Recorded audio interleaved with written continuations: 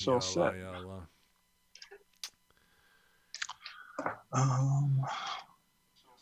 Mic check 1 2 as we pass the controls back and forth through digital means as we go live with Zoom.us here tonight, the McAfee system. 3 strong. Hopefully GGP will do the run-in. And very special guest joining us, as you just heard, the legendary Vinny Paz, Philadelphia Jedi Mind Tricks MC.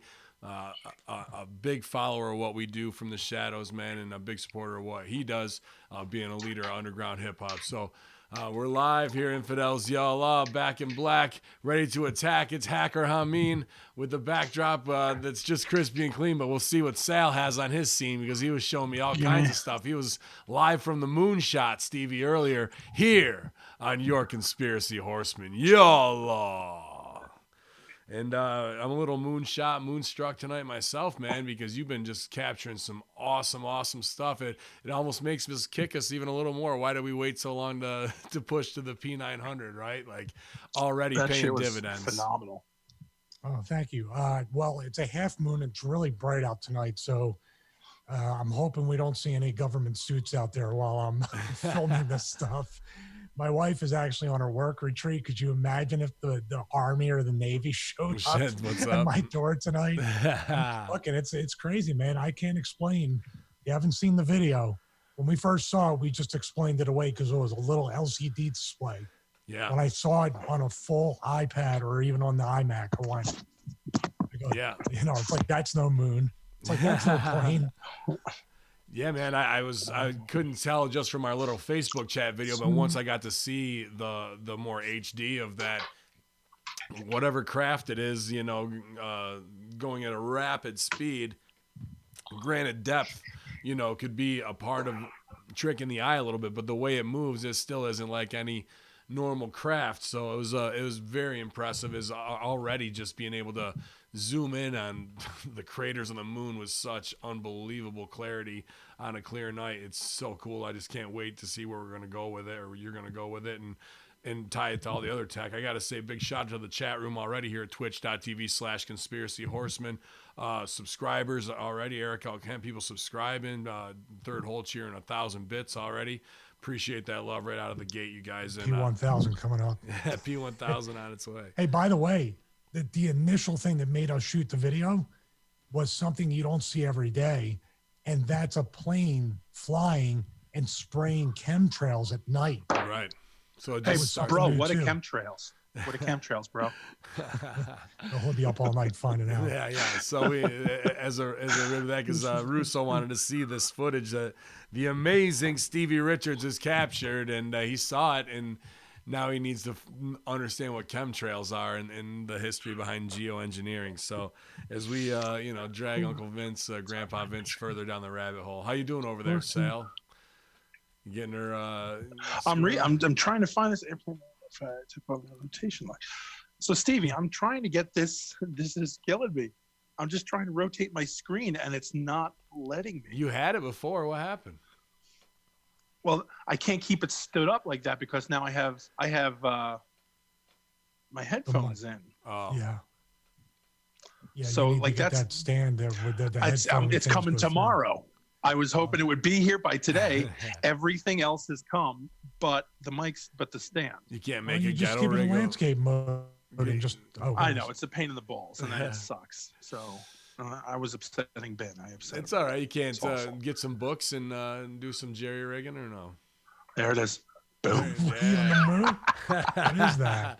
He says in Zoom, there's like a green screen thing, and then it automatically puts in backgrounds. I couldn't find it. I don't know if it's just for tablet or whatnot, but I was looking for it on Zoom myself. So pretty badass. Sal live from the ISS feed tonight. And then in the rainforest. And then we're in San Francisco. Yeah. Looking good. Choose a virtual background. Here we go. Yeah. I don't think I have it. I'm going to choose a virtual background too. I'm getting hot. I'm left out here. Computer doesn't meet requirements. What? That's what I'm saying. Where I have to have an i7 or a quad core, so the iPad's more powerful than my 27-inch iMac. Good ribs. Fuck, man. But look at my playlist on the iPad Pro. Yeah, That's great. Sal live from the Tesla car because nobody fucks with Elon Musk to prove it. Sal, I like yeah. But I was trying to be so fucking slick tonight. I got the keyboard set up so I can stay in Twitch because like I hate typing on the screen with a pencil. So I'm like, you know what? I'll use the keyboard on the other one. That way I'll keep up with Twitch and I can keep up. And now nothing is fucking working. As soon as I was like, all right, cool. The dog drank before we came on, and I'm like, look, we are set. And now everything's gone to hell. Well, your microphone works. That's something because that was something that didn't happen months ago with the iPad. Yeah, the headphones are back. Everybody fucking gave me heat for stop using the headphones. Well, GGP should be doing the run-in here. I'm not sure what, who he had to foreclose on, make sure they didn't get back in their house tonight. But, there's plenty to talk about, you guys. Crazy goings on. We want to talk new Epstein updates, UFOs, new Mandela effect, and then Vinny Paz going to be on, and just all the awesome stuff that he references in our opening song alone. So appreciate you guys filling up the chat room here at twitch.tv/Conspiracy Horsemen. Maybe we'll get to the gender neutral messaging system. But yeah, there was a lot blowing up this week. What were you guys looking at the most, man? To be honest, I showed you guys this morning. Sorry, I'm off for a second. I'm just trying to set something up. Yeah. I was fucking set off this morning by that shit I showed you guys. Yeah. About that trans fucking pedo who winds up. His whole deal is he's been. Now here's the thing. This guy has been shit on before because he was going to some like fucking salon, some waxing salon, and he was like, "Why won't you wax my privates?" And they're like, "Because we do women." And he's like, "But I identify as a woman." They're like, "Yeah, no, we're not touching your fucking skanky balls." And this dude has been taking pictures of 12-year-olds, and he's like, "I'm not sure how to insert a tampon." Like he's said this to little girls in bathrooms and shit. So this guy is using this whole fucking movement as his little fucking playground to be a fucking creepy pedo. And now they're transferring that over into, every time he's not allowed something, it's because of this. It's because of this, and they've come up with another idea. They've come up with another fucking an acronym to call them trans. And it has nothing. And here's the thing: it has nothing to do with transgender people. It has to do with one piece of shit using it for an agenda. Yeah, so, to rebrand it or whatever. And God forbid you fight against it. The girl, the person who fought against it, she's getting so much shit. She's getting banned from stuff. She's getting unincluded from things. And it's just, it's fucking sickening because, oops, there we go. Can you guys still hear me? Yeah, they're just coming through the other mic, I think. Yeah, it's coming in as well. But, okay. It's just the fact of everything is, you can't even stop. You can't even say, no, this person's being fucking disgusting because now you're some sort of a phobe because of it. Yeah. And it has nothing to do with, somebody's bigotry or transgender or phobic anything. It's, hey, this guy is doing the wrong shit. But nobody cares. Nobody can look beyond that now. It's our society now. It's where we're at. The crazy thing, the going to OBGYN should be a pretty cut and dry thing since physically you don't have a vagina. Well, I don't know what the steps are or what they can do today with the transition. But yeah, he has. That's the other point. He hasn't done any of it. Oh, so he doesn't have. He actually has what we have. He's got a dick. It's just he's got a penis. It's the agenda push. What would the OBGYN even do? But he wanted to be seen, and they said no. So I can riot and outrage and roar. This is kind of like slipping on the supermarket floor. It is. That's exactly what this is. This is a guy who now has won the lottery.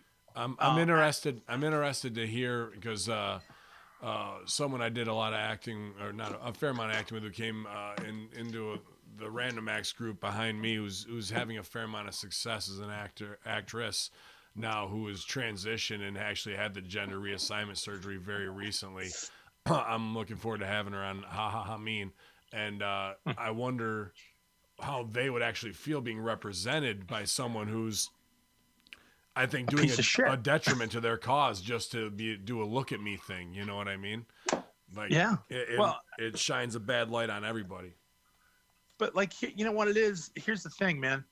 This, and again, it's one of those things that you talk about and it's like, oh, don't talk about it. But this was the thing. This started when people started dropping race cards for everything. You know, some guy walks in and is like, I want my motherfucking donut. And they're like, oh, well, sir, we can't serve you. And he's like, because I'm black? No, because you're yelling like an asshole in a public spot. But now it's become because you're black. Now the card is I'm transgender or I identify as such, and now you're bullying me. Now you're trying to oppress me. Now, you know, so it's like it's every cycle. There's a different look at me. There's a different I'm different. I'm the special guy. So, you know, it's just, this is the cycle where, unfortunately, this is, and again, it's an unpopular opinion. It's my opinion. Like just literally all of the people who've come out or now are identifying because, and I wonder how much of it's real. You know, just like we had a big swing on fucking vegans. Like all of a sudden there is a vegan now. Everybody's vegan, plant-based. We can do it. All right, great. That was one thing I was going to get into with that guest, because I'd seen some statistics, and you know, we're friends, but I'm not the one to be like asking the serious questions of them before they made the decision to do what they wanted to do. Because I've seen later people have had gender reassignment where they 10, 12 years later regretted it and just would wish they would have lived life as a gay man. And like if it was like a cross to bear then and it was just to it, now I think what your point is this can just become a trending thing for people to identify that way. That's exactly what I kind of mean, but yeah, and that's exactly what I mean, not kind of. I mean that wholeheartedly, especially, and we've gotten into this point. I don't want to make this whole episode about this sort of shit. The whole thing with, you know, oh, my kid, you're not letting my kid express themselves as a 35-year-old man, which is what she identifies as. Mm-hmm. Or my kid wants gender reassignment. He's 9. Right. You know, oh, my kid's 6 and thinks he's a girl. Yeah. You know, come on, man. And then kid doesn't know anything yet. And I'm not going to get into it. This isn't the topic, but this is the trending thing. Because now by you coming out as a parent saying this, you're brave. You're so brave. Oh God, let God bless you because you're so brave. And all it is so you can be marketed to in a certain way. Right. Yep. So that's what I got stuck on today. You know, we were talking today and I was just so fed up. And then the fact is, after I was talking to you guys, I'd let it go and I was like, you know what? Fuck it. I'm not even going to worry about it. Yeah. And fucking Chuck and Kat were like, did you see this? I was like, you fucks. And they fucking dragged me back into it. So it was just one of those things. Stevie, my favorite thing of the week had to be Uncle Slap and Tickle Joe Biden burying himself in a promo about, you know, being in a pool and black kids liking to put his leg hair down underwater so they could see it come up. And then now he knows about cockroaches and living in the ghetto because of that experience. And then he licked or bit his wife's hand on stage while she was, you know, there as a rib. I mean, kid, this, and then we have Yang doing like guys getting on their knees while he's doing ready whips into their fucking mouth and they're getting down and he's doing. I didn't see that, dude. He's got a ready whip can. One guy gets down, he blows his load in his mouth with that, and then another guy gets down, and the handler for Yang after that rushes in and goes, "This isn't a good look. Come on." But he's all smiling and very weird.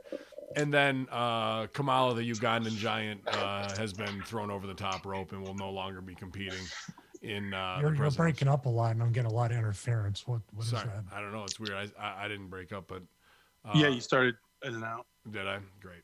Yeah. Perfect. I was going to say Kamala, the Ugandan giant, got thrown over the top rope and is now out of the race, as well as, whatever weird indoctrination Yang's doing, blowing his load with ready whips in young followers' mouths. So, the American political system just looking really great, really sharp, hitting on all cylinders. But Trump is the bad guy. Trump is Trump's an embarrassment. Trump's a big jerk because he does interviews in front of a helicopter. Oh, yeah, he's an asshole for that.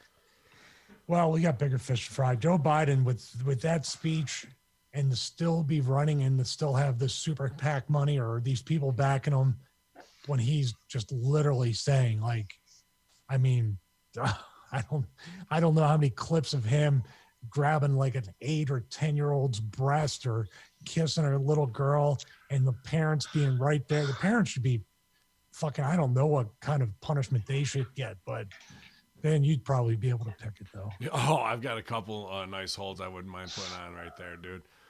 Just unbelievable that what dysfunction do these people have that they're so delusional that they think they can't see themselves. That it's all fake. It's all fake news, and it's all, you guys are seeing what you want to see. And if anything, that makes me worry about you, because if you're seeing it, that means you're thinking it. Yeah.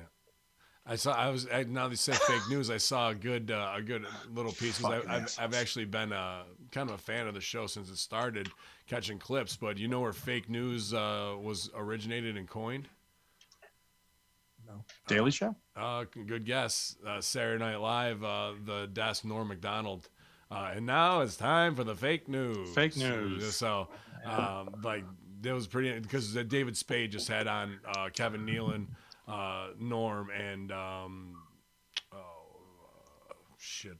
what was the other guy who hosted? Seth Meyers? No, older, Dennis Miller. Oh, Dennis Miller. So it was a good episode. I never was a big Nealon fan. His stuff kind of becomes repetitive, but it was a good episode, man. Oh, ya Allah. But it feels like to me there's no hope. There's zero hope. Sounds like a body cam, like staying. I'm sorry. I'm trying to fix this. This is killing me. I was really hoping to have It's killing you. the whole setup by today. So can you just? My apologies for noise. Can you just turn? Just prove flat Earth right there. So can you just turn sideways and you can't defy gravity? Yes.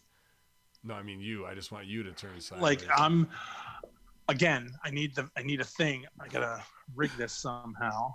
So again, bear with me. Give me a sec. I'm gonna. Do your thing, man. See, we're on Zoom. I don't even know how to fucking do it. But you can create a green screen, which I can't do. Yeah, I know. We don't have enough. We don't have juice. So, oh my God, that whole thing just is so disturbing with Biden and all these people and the people, like you said, that say that this stuff is our imagination, that we're just paranoid, all this stuff. Or we are the peddlers. There's been emails, and then Sal smartened me up to the Franklin scandal, which is talking about something in our innocence decades ago. Yeah. And that even is preceded by, Nazi Germany, with God knows what they did to the Hitler Youth, Sure. There's so many unspoken things where children are manipulated or tortured or sexually abused or all the above. Like, that I'm being abused right now. I just muted him. Sally, if you can hear us, I got you on mute. Just give me a high sign once you get set back up. I feel like I'm at a show. I'm looking at the ceiling. You won. All right, you're on mute. You good, Sal? I can put you back on mute. Yeah, I'm just trying to rig this up. I apologize. All right. Well, when you get it where you want it, just give me. Just put me on mute for a second. Yep. And I'll. Yeah. So that's the all falling down. What they were going to name my price when they were paying off student loans, but I mean, look at all of them, dude. They all got to be washed away at this point. There is no hope. The campaign slogan for any of that shit. So for me to sell for it or even look at Drudge and there's 9 things about impeachment and there's this, that, and the other, and this person says that, and it's absolutely ridiculous at this point. Well, let's ask a quick question. I said it before. And I don't know if anybody's new in the chat room. What do you think the country's going to look like if a Bernie Sanders wins? Promises free college, everybody forgive the debt, and it never happens in that 4 years. I know most of the people will just be like, "Oh well," but and a good portion of people are burdened to such a, including you, burdened to such a degree where you'll be paying it off for the rest of your life, and it still won't be paid off. Never will happen. Never will happen. So do you think that would be what would make people like really turn on government? Yeah, well, I mean, that's the big promises of like everything you've been lied to, that our whole debt consumer society of Generation X's, where they raised everything 400% was promised, and we hung in there and lived as lower middle class when we were born into a middle class, and we're promised to be upper middle class based on that lie. And then how they've juiced us through credit cards, through banker bailout, through every other goddamn thing is just, when is it enough that you can't go any farther down the lies, right? Because that'll be the thing that is either going to get people to be able to participate in democracy again and capitalism, or it's going to clean their fucking clock. And if you promise them that and they're $200,000 in debt and there's no way to get out, even if you're paying the basics, like I know people pay $370 and they paid that for 6 years and their loan never went down at all. You don't want to keep going behind me. No, he's got something going on over there, a little secret. I like it. But yeah, man, the other thing we were talking, I didn't see if you got a chance to play it or not, but even though not my favorite interviewer, you good, Sal? You good, Sally? All right, cool. We were coming back. We were saying, even though not my favorite interviewer because he's not the most charismatic, but Hannibal gets, these high-level interviews, and we've been talking about the Billy Jack Haynes thing for 2 years now. And on November 30th, if you haven't seen it yet, instead of watching AEW after you leave the Horsemen, I highly suggest you go to YouTube and watch Billy Jack Haynes does a full disclosure of him being there on the train tracks, why he was there, and pretty much helped put these kids' bodies on the tracks while he was commissioned to do a hit and take out 2 dirty cops with his bare hands. Now, this is Billy Jack Haynes' 80s, super jacked, super gassed, cocaine-fueled, breaking fingers and legs. Boxer. Yeah. All that stuff, yeah. So, Sal, did you get a chance to watch that whole shoot? I had seen the other one. The other one he did when he first exposed this. Yeah. And then one of the things that I found interesting was people are starting to reference him as a factoid. Like just if people, I found a couple of YouTube channels where they just do like a top 15 weird conspiracy theories or weird things that you never knew.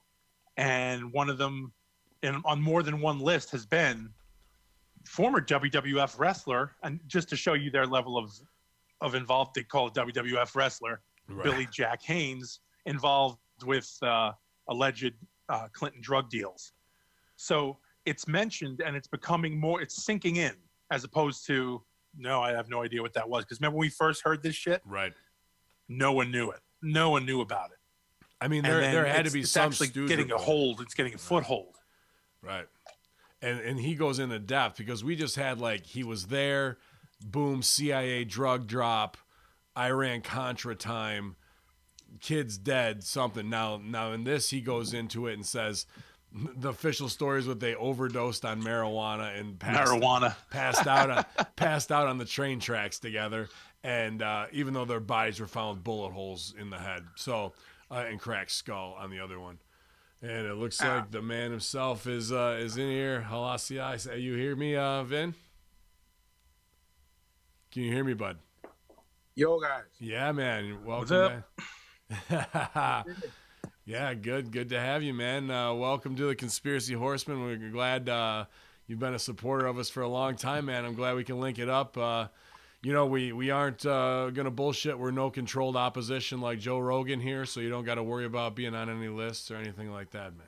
I think I'm on plenty. I mean, I just wanted to bust balls because Stevie's got ongoing heat with Rogan. We're trying to get that booked. Just so we can get the shine. But welcome the master himself, Philadelphia's own Vinny Paz, Jedi Mind Tricks, man. We'll probably have our other Jedi Master GGP doing the run-in after he closes down some people's mortgages and puts them out in the snow before Christmas. But thank you so much, man. I know you were out doing your errands before your overnight, so for joining us, we appreciate you, dude. the Horsemen, I appreciate it, man. Big Sal, What's up, man? how are you, bro? Big fan. Good. Y'all stay every time we come in, we start listening to the song. We were all sitting there doing this. Thank you, man. And then we get heated when Stevie's like, he's getting arrested. We're gonna go on. We're like, no, just listen to the fucking song. Thank I you, count everybody down to get mad because I try to keep everybody on a schedule. Stevie, my fellow Philadelphian. How are you, my friend? I'm doing great, man. I'm just that song is that's one of the few YouTube videos I read the comments on, and you'd be surprised that well over 90% of them, it like opens a lot of eyes out of anything. And out of this show or other things, that song hits home with everybody. I do my best to avoid YouTube comments, so I'm not going down that wormhole, but I'm glad. I read yours. I don't read mine. I read yours. Yeah, man. I mean, as far as being a truth seeker, it's no doubt the level of rhyme game you have. I don't need to fluff you that way. You've got all the pedigree and respect in the rap game of that and cred that you needed to earn. What do you think now? Because as we watch wrestling, and it's a brutal torture for us to see the degradation and where it's gone to only get 2 to 3 bright minutes of hope in a 3-hour show. I got a feel in the hip hop game, man, you're kind of sitting on the sidelines watching the same thing in the last couple of years of like a lot of clowns who don't have any reason be getting a shine, getting the top spots. Well, I listen to you and Stevie on Raw and SmackDown review every week. It's funny. A lot of times what you guys say, you could just take the word out of wrestling or work and switch in the word music or hip hop or punk or metal or whatever you're into, because it's all become bastardized. All these subcultures that we grew up on, it was like, okay, well, all of this is an alternative. It's subculture. When you were part of these things, you felt like you were part of a special club, you know what I mean? And then it becomes bastardized. And once corporations become a part of it, similar to with Vince and when it became a publicly traded company and stuff like that, you know what I mean? So, I mean, it's hard to say because I've thought about this question a lot. And then I think back to like, okay, we're going on like almost 30 years now that like MC Hammer and Vanilla Ice had #1 records, right? So have we really changed, or is it just more the scenery is different? You know what I mean? It's hard to say. It's like you kind of always had to look for good shit. You kind of always had to be aware. It was your gem though when you found it, whether it was Tenacious D or whatever. For me, before you ever even anybody knew about him, and then once it hits, it's out there, Yeah, well, there's always something. There's something special about that, right? When you feel like you're part of that club and only a few other people in the world have an understanding of that. You know what I mean? I think it's like what wrestling was for all of us as kids. And I think whatever music everyone's into, on the show, it's like, I mean, again, I'm a listener of the show. I'm a fan. So I know that everyone thinks outside the box. And it's just like, there was this very important time of your life where you thought you were part of a special club. And then someone comes along and destroys that clubhouse with they steamroll it. You know what I mean? Yeah, and build a corporate McDonald's and still call it the same clubhouse. Like, sure. Yeah, that's a ish. But a guy who knows all about being in the secret, one-of-a-kind societies in the underground who invented everything, is our man GGP. Welcome, buddy. Glad you could make it on. Thank you, guys. Thank you. I'm sorry I'm running late, but it's one of those things. Yeah, man. Everybody's out doing those holiday errands, man. Glad nobody had to catch a beating. But yeah, obviously we're 5 strong, ready to roll out, infidels. Where's Stevie? Stevie's upper left corner. You can't see him. I'm at the top of the upside down pyramid we have right now. Oh, there you go. No, I guess, okay, I didn't see you up top. That was weird. Anyway. Yeah, one thing we were talking about with YouTube comments real quick, a quick story that went by today, and one of my most hated personalities, Susan Wojcicki, I guess, Wojcicki, had a YouTube, had to sell because she was getting interviewed by 60 Minutes reporter Leslie Stahl, who's feeding her halfway shitty questions. But I guess with inside YouTube, there's a movement of the YouTube blockers and all these people, the 10,000, censors that they hired to censor all the conspiracy shit, are believing it now that they've had to watch it all and see it all. Their minds are like whatever they were on from that Kool-Aid that YouTube did and put them down thinking that they could be the ones to be the gatekeepers. They're going, fuck, these dudes are speaking some real truth here, man. So what an awesome grenade to blow up in their fucking lap in the armory and set off more incendiary devices, man. Sally, you love that. I know you do. I do. I enjoyed all of it. Excuse me. It was one of those things that there's only a handful of things that would have been better to see. One of them would have been a literal grenade going off in her lap. Yeah, right. But aside from that, just watching her stupid face, that whole thing is just like, yeah. I just love the fact that there's somebody there that's probably keeping Vinny's the YouTube video up there and giving it up like 8, 9, 10 million views. I can't imagine it's that song's from 2010. I'm just waiting for the hammer to drop, and it hasn't yet. So how about that new kid, Vin? I can't think of his name. Somebody will hit me in the chat room, but he talks about being a clone and all that. Like he's definitely playing into it. He's got a pretty interesting. Really running with the gimmick. Boo, right. Isn't it? What, Kid Boo? No, I don't think it's Kid Boo. I think I want to say William something. I can't remember. Somebody in the chat room help me out. Oh, exactly who you're talking about. But he's really running with the he's kayfabe. Oh, dude, he's working it, living it. He's Teddy Hart in that motherfucker of being a clone MC. Oh, he says he's a clone. Yeah, he's got. He looks different. Like he's got some face tats and he's got a shaved head. Are you sure it's not Boo, dude? It might be. You might be right. I could be. I could be wrong on that. I just wanted to hit him up and be like, "Bravo!" Bravo. Work it, bro. Bravo, yeah. All I want. Vinny, I have a quick question off. Oh, sorry. I have a quick question off of that because we had King Gage on, and he was talking about a lot of the stuff within the music industry that he was like purposely trying to avoid when he saw hints and people kind of nudging him in that direction. Yes. Has anything like that ever happened to you guys? Well, the times I was exposed to it was when I was I was 15 when we were first offered a major label deal. Stevie being from Philly, you remember Rough House Records? Yes. Put out Cypress Hill, Crisscross, Jump, like all that stuff. They had the Fugees, the score. Rough House Records represents. I do like that. I like Boys to Men too. So there you go. That's right. So do I. And Stevie was there at ABC when they were created. I believe it. I like when Ben tortures Stevie with the hip hop shit. So that wasn't real. Like there was a naivete there to what really went on behind the scenes at these major labels, and I was 15, so I couldn't sign anything without my mom signing off on it. You know what I mean? Which at the time I was enraged. It became a blessing. They offered us $250,000, which when you're poor and you're a kid, you've never even heard that number before. That was a number at that age that was unattainable. I felt like that was you're a bazillionaire, right? They offered us $250K for 10 albums. So if you do the math, I essentially now at 42 would just be getting out of that deal. But that's not even really evil per se. And that's probably not even with recoupable and all that kind of shit. That's of course, right. Of course. So I'm imagining what my life would have become. That's some XFL pay right there.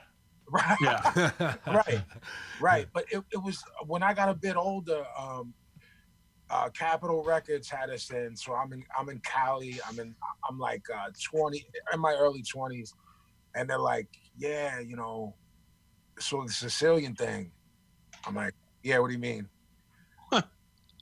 and they basically give me this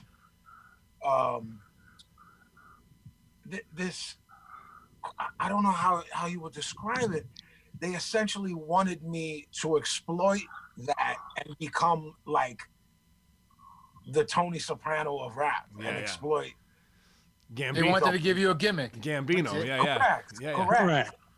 And but it's like Papadine, you're a Greek, you know the deal, man. Culturally speaking, it's like that shit is it's not a joke.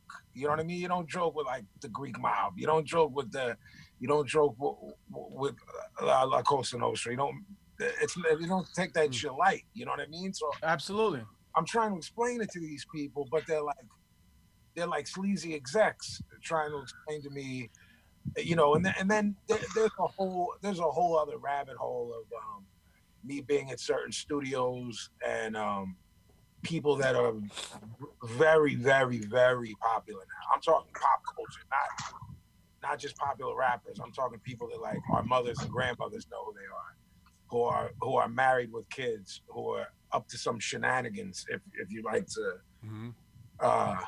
you know, some very dark Epstein-esque shit I saw at Sony Studios in Manhattan during a session of a major rapper, a major male rapper, and a guy now who is basically a pop star. He's a guy that's on that show The Voice. That I don't want to go any further than that. Right on. But there was a little chicanery, gentlemen, if you know what I mean. So instead of the $250,000, you took door number 2 with the tickets to Neverland. How'd that work out for you? Wait a minute. I'll ask a more accurate question. Did this scene resemble the Master Street Theater scene where Vince was spooning the writer on the way back from Saudi Arabia? It did. Okay. It did. Stevie, it looked exactly like that. And there was lots of, hey, pal. Yeah, talk about the first thing that comes up on your contract, pal. Yeah. Right. Yeah, I find it funny. It's always the guys, and again, I guess GGP and Vinny can get it because I know you two don't ever fucking get it. The guys who bring up, let's do a fucking mob gimmick, are always the guys who are never had anything to do with anybody in any sort of connected family or any wise guy in any fucking way. Definitely. It's always those guys are the guys who suggest it. Of course, all the Chesters and Chads and Winthrops and Todd. Worthingtons and Todds who are working at Daddy's record label or some sort of media exec. You know what I think would be wonderful for you because you have a face, mobster. Right. That's what I'm screaming. Cosa Nostra, Tony Soprano, you got it, kid. Two ears. You can nail it. A nose, lips. We're calling you God. You got to look. You got to look. Yeah, on you. I'm going to interrupt right now real quick because I was born in South Philadelphia. My dad is almost 70 and doesn't have one gray hair on his fucking head. He's about as Italian as you get. Gravy, or so we call it gravy. You call it sauce. Gravy. Yeah, he sweats gravy. Wait a minute. So your last name is really Richard Cini? My last name is Mana, which was short to Ricenzo. Ricenzo. Stevie Ricenzo, long lost brother to Gwiz. Now that we're on he it, hurts you because he loves you. I'll circle. I always knew Stevie was Paisan. Oh, yeah. Main streets of Easton, Pennsylvania, right, Sal? It's They where don't we even live. have a Dippin' Donuts there for you. How ghetto can you get? Jesus. Mama That's Luke a very was dark actually, reference. Mama Luke was supposed to be in BWO, but they switched them out. So, Wow. but we're Stevie talking was like- mob, and I'll circle back around to the Irishman because you made a pretty profound statement about your family's involvement with that, and I want to get back to that. But, while we're saying, you don't fuck around with this, I got to say, you kind of do fuck around with this because maybe not when they were signing you at 15, it was a different look, obviously, and where we are. But Michael Francis and Sammy the Bull Gravano are fucking doing podcasts and shit now. Like guys who've got big numbers, stacks numbers, Stacks. Which one of your bitches? Stacks. Where they go? Sorry. Wow. and these guys can just go around after breaking omerta and whatnot. So whatever it was and what we understood it as, and whatever the Sopranos and Scorsese did to make it into celebrity, now these guys can like benefit off of it just from being that personality. It's unbelievable to me. So to be like, oh, we have to respect the mafia game even after all them ratted and all that, and we're obsessed with it in America. These are the top dogs who aren't respecting the game at all. So that's very interesting. I hate to break the news to you guys, but people have always been fascinated with the criminals, from Bonnie and Clyde to Billy the Kid to Scarface, Al Capone. You know what I'm saying? So wherever you go in any time period or genre, there's always people who are looking up to the people. Hang on. Go back further, brother. Go back, Billy the Kid. Yeah. Go back. I said Blackbeard. Yeah, but how did that end for all of them? None of them sat down with newspapers and got out clean and been like, yeah, I was Billy the Kid. I fucking smoked 89 motherfuckers, and now I go and retire. No, it's Blaze of Glory. Fucking Bonnie and Clyde, Blaze of Glory. There's this weird thing though. It's like Gotti was worshipped in my home, man. Yeah. Angelo Bruno was worshipped in my home. Like my mom still speaks lovingly of these people. It's not a disconnect though. It's they took care of their neighborhood. They took care of their friends. They took care of their own. Right. That was the thing. These guys, here's the deal, and it's happened. We've all seen. We've seen it. I don't know about these two, and I know Steve's from Philly, so. Wow. Disingenuous. Whoa. I'm from Philly. You know what I mean? You know what I'm saying? I'm from South Philly, right? Tony Luke. South Philly, I guess so. He lived right by Meany, and he moved. I'm not going to sit here and listen to them. I'm from the mean streets of South Philly where the cats are real big. You know? So these were the guys when besmirch the good name of Stevie Richards. That's right. You look at it, all these guys were the guys who were taking care of the unions and all this other shit, right? That we've all seen. So when the guy up the block was out of a job and the union couldn't help him because they didn't have anything, maybe that guy put a little extra and helped him out. Maybe brought his family dinner. Maybe brought the kids some toys. So now these guys were coming out of their own pocket to make sure the neighborhood was taken care of. Even if it was just to get that guy to owe him a favor, the fact was he was still keeping his. Well, what I meant by the disconnect wasn't with people like us. I meant from people from the outside looking in. Like Stevie. I get it. Wow. That's what you're saying. I'm with you. But Sal, what you're saying right now with people taking care of their neighborhood, that's the way it got to be. That's life. I mean, you take care of your friends and your family if you can, and you take care of the people around you because that's the way it should be. You know what I'm saying? Papa Don, don't you think that's dead, bro? Like, don't you think that's dying? To a certain extent, yes. Only because technology has gone so ahead of itself that you can't get away with anything. Right. So God forbid, something falls off the back of a truck. That thing has a GPS on it. There's a camera from the camera light that saw it. Unless you're a missile hitting the Pentagon, then you can do that. But other than that, you know what I'm saying? You're trying to get away with something to help out the little guy. You're gonna get caught like that. The Betamax fell off the truck. The Betamax that fell off the truck in '83 that I watched ET on. No one was the wiser. It was. Yo, you guys see the new ET commercial? Yes. No, I didn't. Heartbreaking. Dude, it's amazing. Yeah, they reenact. 4 minutes of spectacular action. Anyway. So, but let me pose this to you. Like, it's a time changing thing, and this is current events. Every Thanksgiving, Easton against Peaburg, New Jersey. Right across the bridge from each other, but they have a rivalry for over 100 years, whatever the fucking deal is. Okay. And every year, Easton would go over and toilet paper them, and they'd come over and do our thing. And then Phillipsburg would have people sleep over. The seniors would have pup patrol and wait for the Rovers to come. And it was all very fun, and they'd steal this mascot and do this thing. Sure. So it's changed now because this year somebody spray painted, "Go fuck yourself, Peaburg." And then somebody put a brick through a window at Easton. So now everybody's up in arms, and now they've canceled the sleepovers.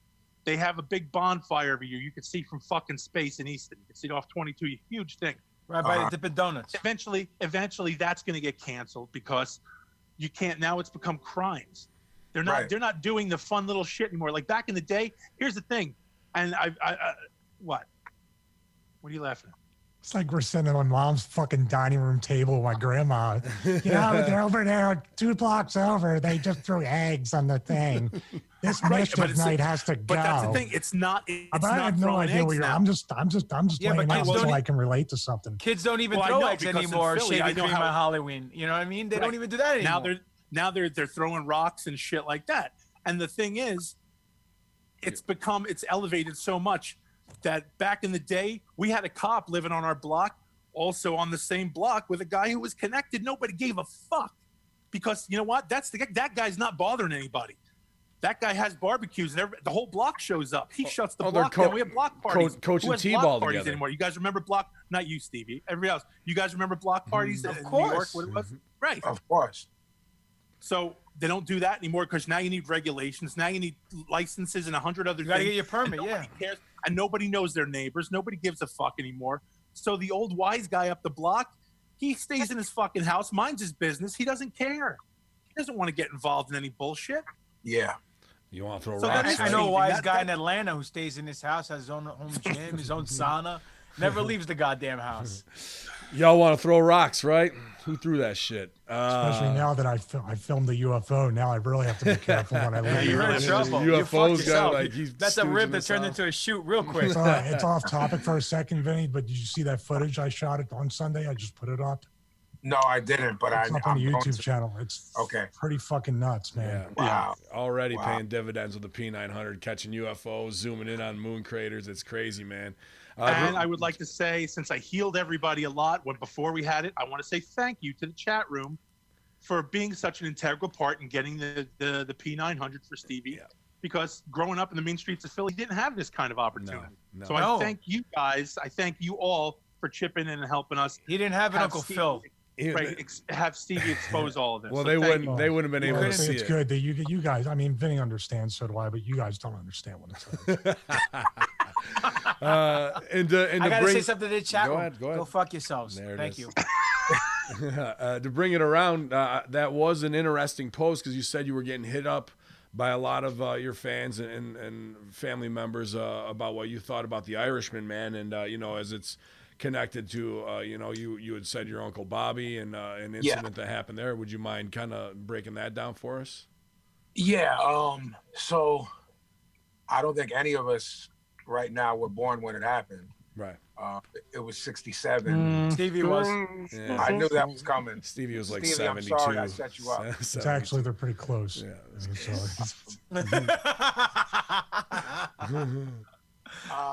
So this guy Chicky, my Uncle Bobby was with the Teamsters, and at this point in South Philly, this time all these guys are all wrapped up in La Cosa Nostra, and everything is connected. Obviously, in that era, especially on the East Coast, Philly, New York, Jersey, and my Uncle Bobby was a dissenter. And they basically they told him you're gonna get whacked. It is what it is. And my Uncle Bobby wasn't having it. He's like, I don't give a fuck. I'll fuck these guys up. This guy thinks he's gonna fight them. You know what I mean? Right. My Uncle Rudy, Uncle Bobby's brother, was like, yo, man, like this isn't guys that you're gonna rationalize with, or they're going to take a beating and go away. And he wasn't from what I can gather,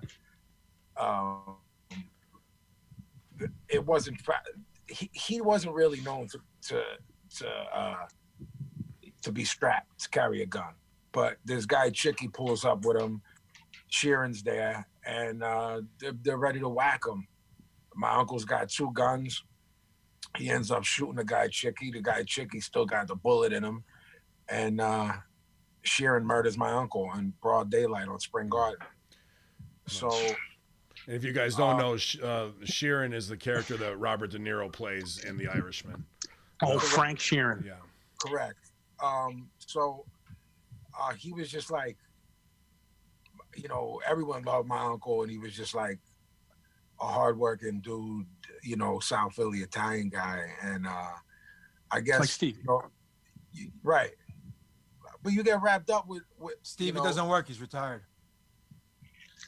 Stevie, I'm not going let to this guy talk, man. I'm not going to sit here and let them besmirch the good name of BWO Stevie. I didn't besmirch him. I was stating a fact. So, yeah, you know, when I found out Scorsese was doing the movie, it was, I was a little bit torn because he's like my second favorite director. And obviously, you know, everyone in it, we all grew up on. You're talking about Keitel and Pesci and De Niro and Pacino. And you know, to know that this what this guy did, you know what I mean? I was torn about watching it. And like my cousins, like Uncle Bobby's kids, like I'm close with them. They're older than me, but I'm close with them. Like I wasn't there. I don't remember that. These people lost their father. You know what I mean? And it was my mother and father's favorite uncle. So it still resonates 52 years later, you know. But there's a lesson there, you know. It's, you know, you got to be careful who you fuck with, and always be prepared. If you're going to play that game, you got to be ready to go to war, you know. And I think there's a parallel to what you guys do, because you guys are doing important work, but it's also dangerous work, you know, and people are watching you. I mean, this is before we did Horsemen even. You want to talk about taking chances just on stage, and I had forgotten about this, and somebody posted in Sal Pop for it today, but I did a spot in Watertown where the 10th Mountain Division, you know, the real heavy hitters from Afghanistan, the Rangers, train. Yeah.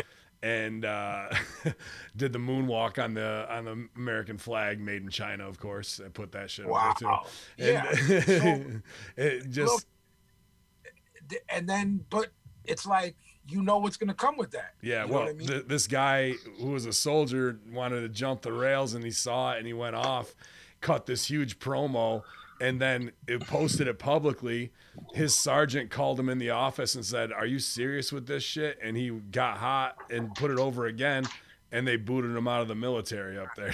So like, yeah, like man. the dude had that fucking meltdown. Meltdown, bro. He did a live video. He did some angry shit. I remember popping big because that's the funniest fucking receipt, seeing this guy losing his mind had been. And you're just like, the whole time, smiles on everybody who's watching, because everybody's in the fucking know, and everybody's watching this, laughing, smiling, going, wow. And then, of course, you know, an instant message, your private, hey, dude, just keep your head on a swivel this weekend. Yeah. As funny as that shit is, all it takes is one fucking, remember what the guy, Eric Borghese, and he did that show, Talk Radio? That movie where he was like Howard Stern, you know, he did the Howard Stern bit. Bogosian, right? Bogosian, yeah. And the guy walked up and just pop and just capped him right there, just because all it takes is one guy. Yeah. One dude. Look at Dimebag Darrell. Yeah. Fuck yeah. Dude walked up and popped, ex-Marine, Desert Eagle, popped him on stage, blew his head to bits, because in his mind, he thought Darrell was behind the breakup of Pantera. You know what I mean? So, and that's outlandish and delusional. We're dealing with things more grounded in reality. So imagine how much more angry they're going to get when people like us upset the apple cart. This is you guys are talking about things every week, where you're talking about things as deep as wormholes, parallel universes, things that people don't want to hear that shit, man. People, They want Cyber Monday sales and use the code Stevie20 at manscaped.com, where if you want to save on shaving your big hairy Christmas bush, you can go to manscaped.com, use the code Stevie20, and you know, your lady will be hanging your jingle balls ready to go, because they're our new sponsor here at HackerHamin.podbean.com, and we'll close the show with that too. So, yeah, man, go ahead. I was going to say something just with Vinny, because I'm not being funny by saying that we're from Philadelphia and we're around the same age, so we understand. Right. Like, I heard stories from my father in the 50s, from the 50s and 60s in South Philadelphia, 8th and Washington, around all that. He grew up with the Sal Testas. He grew up around the Nicky Scarfos. Then in the 70s and 80s, you mix in Frank Rizzo as police commissioner, then mayor. Like, you have all this craziness going on. Then the most famous thing was Angelo Bruno in the driver's side seat with his mouth wide open, got popped right there, coming out of the restaurant and getting into his car. Dude, it was like the one. And I'm sure New York was the same thing, but growing up as a kid in Philadelphia, not having a clue, and then seeing on the news every single night, one hand, this guy got his brains blown out, and they're showing it in like the late 70s, early 80s. And then these guys are being romanced in these interviews or walking out of restaurants. Yeah. It felt like the wild, wild west. And it almost felt like it wasn't real growing up and seeing it. Think of that run in Philly, the insanity of, all right, Bruno gets slumped, then Nicky Scarfo, then Bud Dwyer blows his brains off, then Move, then Wilson Good blows up Move, and you can see the fires from everywhere. Then Mumia, which is a very interesting case in and of itself. It's like, we lived it, so it's not until now that we're grown that you look back and say, yo, there was like a 10, 15-year run where this was the craziest fucking city. Philadelphia was a war zone and didn't even know it. No. A bloodbath, bro. A bloodbath. That's what I want to ask. Okay, so growing up in there, did you guys even think anything was wrong? I personally didn't. Like aside from when your mom would be like, come on, go this way. I should pull you. Oh, okay. Or, if my pop whacked me in the head and said, don't go over there or don't talk to that guy. Of course. Yeah. Well, we knew, like you said, you go to a place like Stock's Bakeries to pick up pound cake or something on Lehigh Avenue, and you walk in there and you feel that that's somebody that I shouldn't say. That's somebody I shouldn't say anything to. That you had the sense that these guys were connected or made in some way. And back then, not unlike today, I'd like to see these people be reanimated in this time and have one of these snowflakes start mouthing off to them. It would be another bloodbath. Absolutely. Yeah, I mean, talking about we're trying to go into Terminix to get a cannoli, and you can't look at don't look at that guy.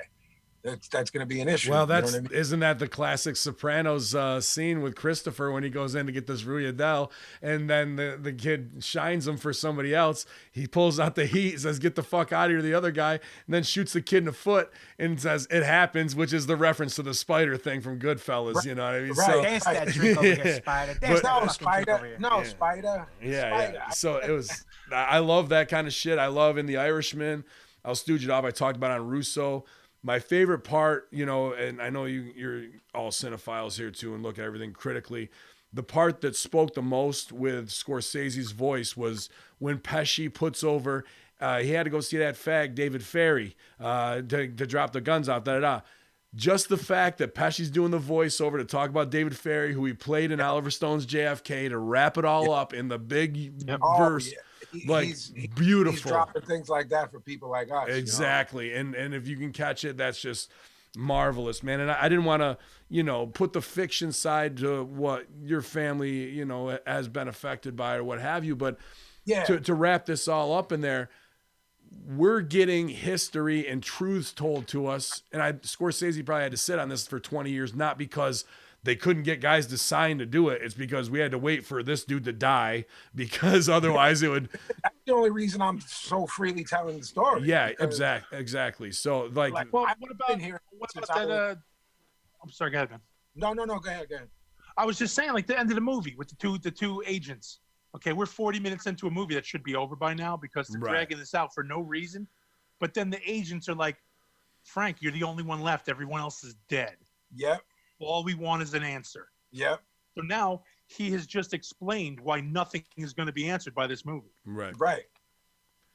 We'll never know. We'll never know what happened. We'll never know what going, because everybody else is dead.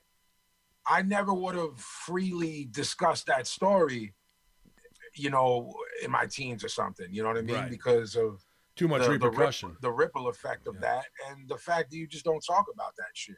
But once everyone's gone, you know what I mean? I just wanted to be like, yo, I have, albeit loose, a loose connection, but albeit loose. But a weird connection to this film on some level because this guy's connection to my family history. You know what I mean? But it's not something I would ever talk about then. You know, but well, we can talk. It's like he says in it, you're the only one left, and that was. I mean, when did he croak? 2003. Yeah. Yeah. Yeah. So you're talking. We're 16 years removed from the last guy. Right. You know, I mean, we can once again, I go back to the question that Ben asked. How is Sammy the Bull Gravano and these other guys just doing the tours? It's crazy. There's got to be somebody Stevie, I swear, I genuinely have sat there and thought, how is this motherfucker alive? Can I tell you guys? If anyone needs proof that the mafia, or there is no mafia, right? As they right. is dead, it's the proof that Gravano's walking around yucking it up. And probably clearing $60,000 a month on two college engagements. Speaking, they'll bring. Couldn't agree more. He's probably getting 30 racks. Yep. Everyone talks. Yep. His daughter's running around doing shows. If Hogan's getting $100K for 2 hours, he's getting 30 for. Bro, look at those Mob Wives shows. They're just all on there talking. Okay. Okay. Do you guys? Okay, they're just talking. What's it? Gotti, the daughter and the sons, the old fucking idiot sons. Those fucking that show the show that was going on. Okay, those people were set out. Let's put them in the spotlight. They're gonna look like fucking assholes. Yeah. Let them out. Let them sit and let them do a dance. Let them act all mob. Let them act all fucking connected, mobbed up. Let them do that. Let this asshole run around with her fucking fingernails, screaming about her dad, how much she loves her daddy while he's dead. Yeah. You know, let him do that. Let this fucking Jadrul run around with his gel hair and his fucking tan. They didn't give a fuck. They made us all look like bozos. The kids are all bozos. They're talking tough. They came up in the lap of luxury. They're talking like they're goons. No one ever slapped the shit out of them. And that's the thing. Do you think you think Nancy Brown and all these other watching this going, well, there is no mob. Look, they're not in mob. They're not in the mob. Do you guys think that those second and third generationers would be interested sacrificial lambs? Well, do you think they'd be interested in investing in a wrestling company? No? Sure. Anybody? Good. If it meant putting them over, yeah. As long as they can. Well, Papadon actually had an answer for why this guy's running around doing interviews. Because he's down with the government, the new mafia. That's why.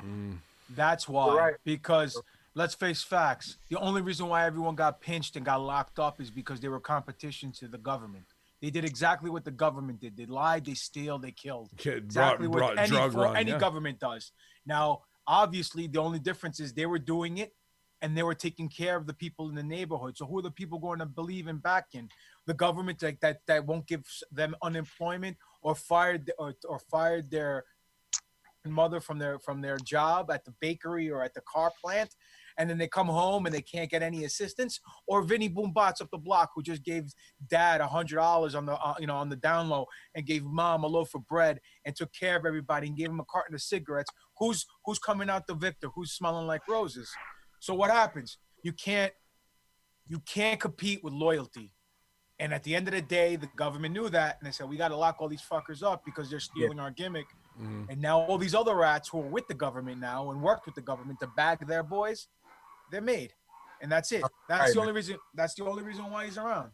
That's a great point, brother. Yeah, it was gimmick infringement, and they couldn't have that. Who's not around anymore?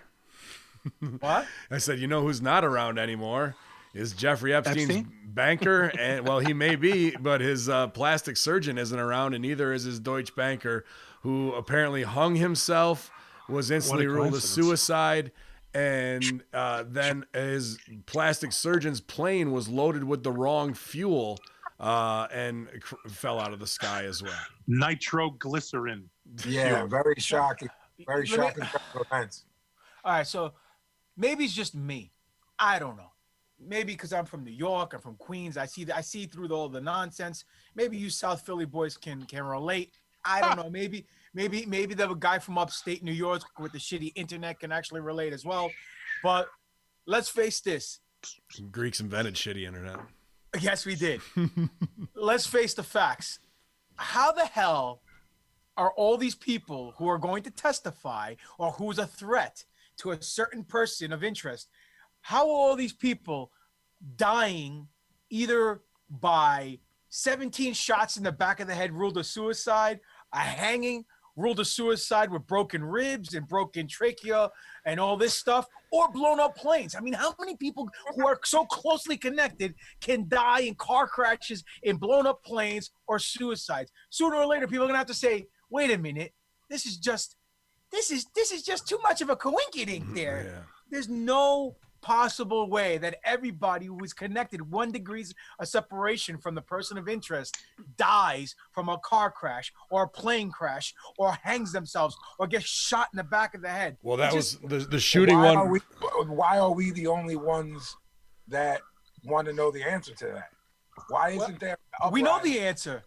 Why isn't there an uprising to say we want this Epstein situation? I'll tell you why. Because everybody's distracted with their routines in their lives, and whatever's on the television and whatever's on their iPhone or on the radio, and the media dividing everybody with race and gender and nonsense, and everyone's so distracted from the fact that this tactic, this same spot, has been used for years by the rich, because while everyone's fighting for the crumbs, they're eating their pie. And that's the way it works. Even with Vince McMahon in wrestling, even with the record companies and with all the rappers, you think all these record executives are going to have a job making $1 million salaries if they don't have people rapping for them or singing for them on their labels? Well, that game's changed. I mean, from what it is because of mass media and being able to do what he's done with Jedi mind tricks and get himself over. I mean, it wasn't all the way there in the beginning, but it is now. No. But what I'm saying, look at wrestling. You get left in Dubai. You still got to go back to work for that prick the next same day. I mean, come on. You know what I mean? Corporate banker Thomas Bowers, who ran the U.S. Division Private Wealth Management for Deutsche Bank AG, reportedly committed suicide last month at the age of 55 by hanging himself with a rope in his California residence. However, he has extensive ties to deceased sex trafficker Jeffrey Epstein, who also died from a mysterious suicide, has caused speculation about what the real cause of Bauer's death may be. Epstein moved millions of his personal wealth through the Deutsche Bank before his death. He switched to Deutsche Bank in 2013 after his conviction for child sex crimes, when even J.P. Morgan would no longer do business with him. Following investigations into civil cases exposing the extent of Epstein's criminal network by the Miami Herald, Deutsche Bank finally began to close his accounts. Quote, Deutsche Bank is closely examining any business relationship with Jeffrey Epstein, and we are absolutely committed to cooperating with all relevant authorities, says spokesperson for the bank. Bullshit. This instantly makes me think of that banker shoot promo, that gets translated. Yeah, where he's talking about he's been to the Eyes Wide Shut shit. He's been pretty close to seeing snuff films, but when they wanted to see him, I thought he was a Dutch banker too. I thought he was too. I thought you were right there, Sal. And when I saw that, I looked to see what it was. It's not the same guy who does that promo, but here's this guy who was the whistleblower and stooge and said they wanted him to be there for the kiddie snuff film shit. And now we've got $25 million in unsecured, untraceable Epstein loans. We've got the ear picture of Epstein in the death that does not match up, where it's supposedly Epstein's body, and the ear canals don't match any picture of what it is. And we also have Epstein's plastic surgeon falling out of the sky. You know what I mean? So what if they did the swap job? What if it was a body double? What if he did have more work done and escaped with this $25 million, and he's off the coast of New Zealand someplace with a whole new face and picking out Australian girls to start his next island is whatever. Well, I mean, when you talk about like that connection and the theory of Hitler going to Argentina and escaping and not dying in the bunker with LeBron, you're talking about something that's 70 something years old now in 2019, going on 2020. We haven't had that perfected. Where it would be like, imagine if it was able to be pulled off 70 years ago, how much easier it would be to pull that off today. And then the other thing is, why isn't that story you just read? What percentage of Americans do you think know that story? 1%. That's 1%? Not coming. That's not even to be found on Drudge on the main page. So let me break this down. Okay, I got you four guys right here. I want you to take away your conspiracy mind for a second. I want you guys to be regular Americans. Okay. Which one of you can tell me who Jeffrey Epstein was and what he did officially in our government? I have no idea. Nobody does. Yeah. And do you think, and listen, this has nothing to do with Trump being an asshole. Trump's an asshole over here. Hillary, or now we're on Bernie and we're on Yang and all these other fucking people. They're over here. That's what we're really worried about. We're worried about impeaching the asshole. We're going to get rid of him. Epstein means nothing because he's not involved in our government. He has no position in our government. He hung himself. So what? He's a criminal. Who cares? F him. They don't give a fuck because he is no one to us. But those people who don't know are no one to us. That's the 85. Right? No. But I'm saying they are the majority, though. That's fine, Sal. We've been fighting against that forever. And just like that little YouTube thing, they hired 10,000 people. And if you have to sit there and go through Conspiracy Horsemen shit, and it's objective on both sides, we might have twisted some nipples and fucking done a little dissent there with you got Crowder or whoever the fuck talking, and you drill little points of truth over and over again where they've been told to lie. Well, now we're chiseling away at that foundation. I would rather have them there and keep these little things, even if it's EC3 at the end of his promo this week. Epstein didn't kill himself to get over, So I'll take any little win. It's a coincidence that EC3 did something conspiracy theory wise, and now I just saw the NWA today did a promo by James Storms where he was saying he's being held down and it's all a conspiracy and everything's conspiraration. They're going to AEW tonight. Did you see the kids going to AEW tonight with the Hire the Conspiracy Horsemen signs? Oh, really? Yeah, they made it on Twitter, shit. So keep an eye out that way. Has to go do something. Yeah, he's got to get there. So, by the way, I'd also like conspiracy, to say, I'm not buying the conspiracy thing on the NWA, by the way, because that was the age-old, 80s Memphis wrestling. This is a conspiracy. Yeah, but here's the other part is we talked about on Russo last night. The Firefly Funhouse this week. Freemasons with the full G symbol with the compass and square. Reptilians, Anunnaki, Flat Earth, 666, and a pentagram. Where was this at? In the third segment of Firefly Funhouse. Oh, Ben, Bray is hip all day long. Yeah, absolutely. But then we all go day long. We go from that back to fucking Sonya Deville and the other chick going to the Scottish chick. I've seen Thanksgiving leftovers that look better than you. We go from that to that, dude. It's just a mind eraser. Holy shit, bro. While we're feeding it. So that Thanksgiving Day leftovers are for the fuck faces you just outlined, Sal, in your argument. Meanwhile, I'm on the edge of my seat going, did these motherfuckers just show the Freemason symbol and say reptilian? Did I write this when I was unconscious and not fucking know it? What's going on? Yeah. Sentence scripts. For sure. I was like, I don't think I sent that NXT, but maybe that proposal. Sent it to the wrong Vince. Yeah, wrong one. So, we are getting this spoonful of truth in a midst of shit where those of us who are converted from the 5 to 10%, which is probably closer to 20% now, and are just disconnected from being able to be affected by the big MK Ultra stuff that's going on, man. One more update in the death shit. And I heard Hillary Clinton was on Stern today.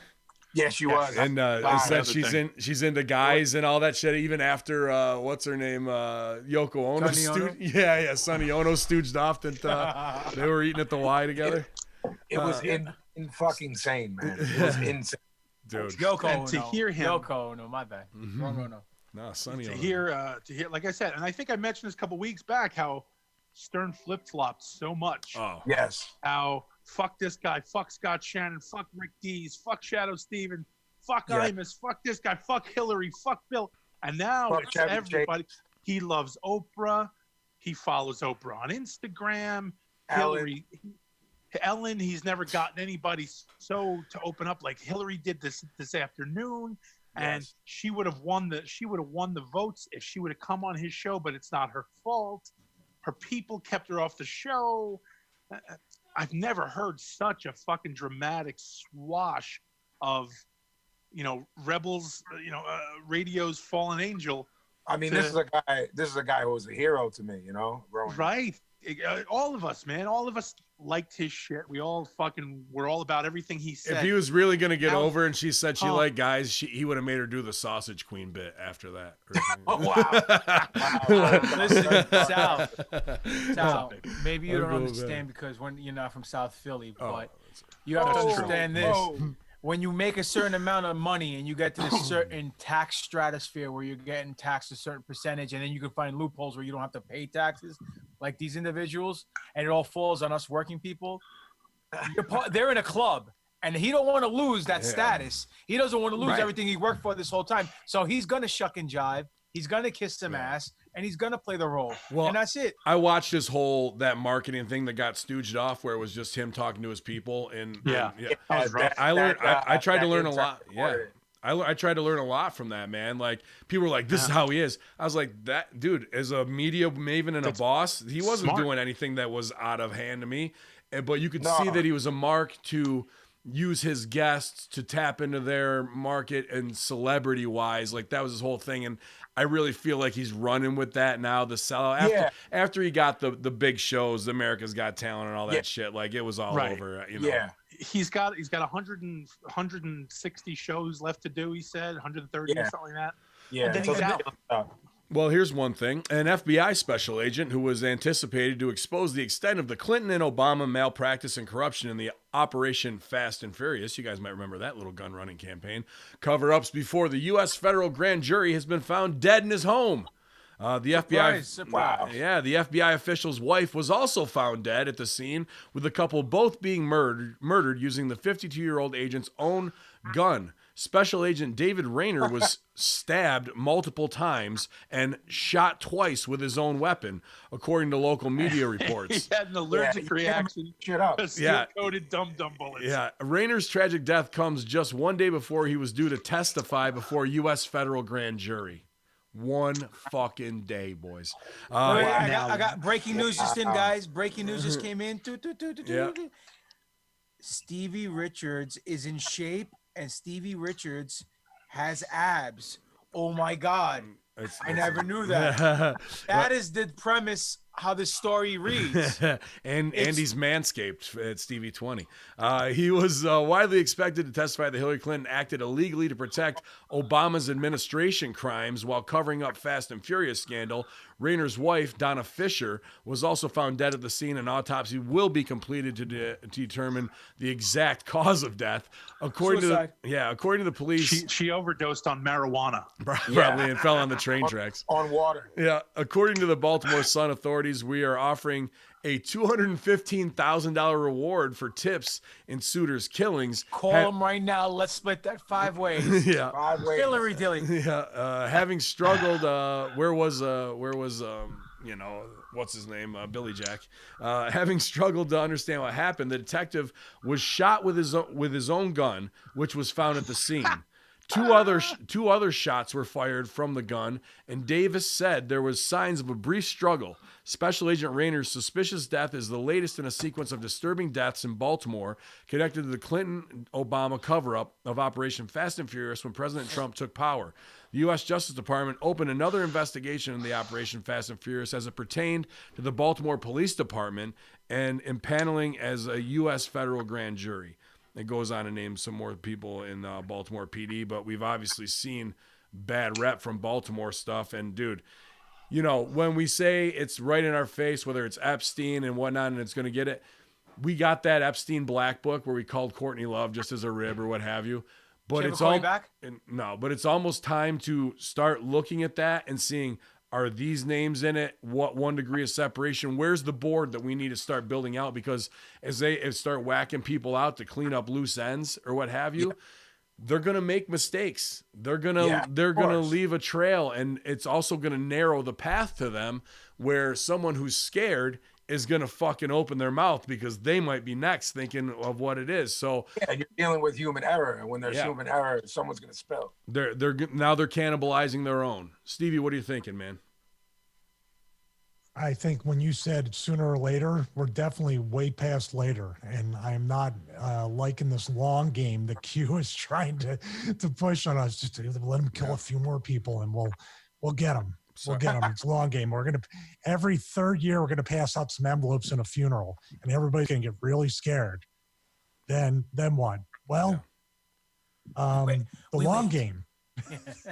No, I'm just, dude, I mean, this is like, we always put we always put the analogy of what if it was one of us?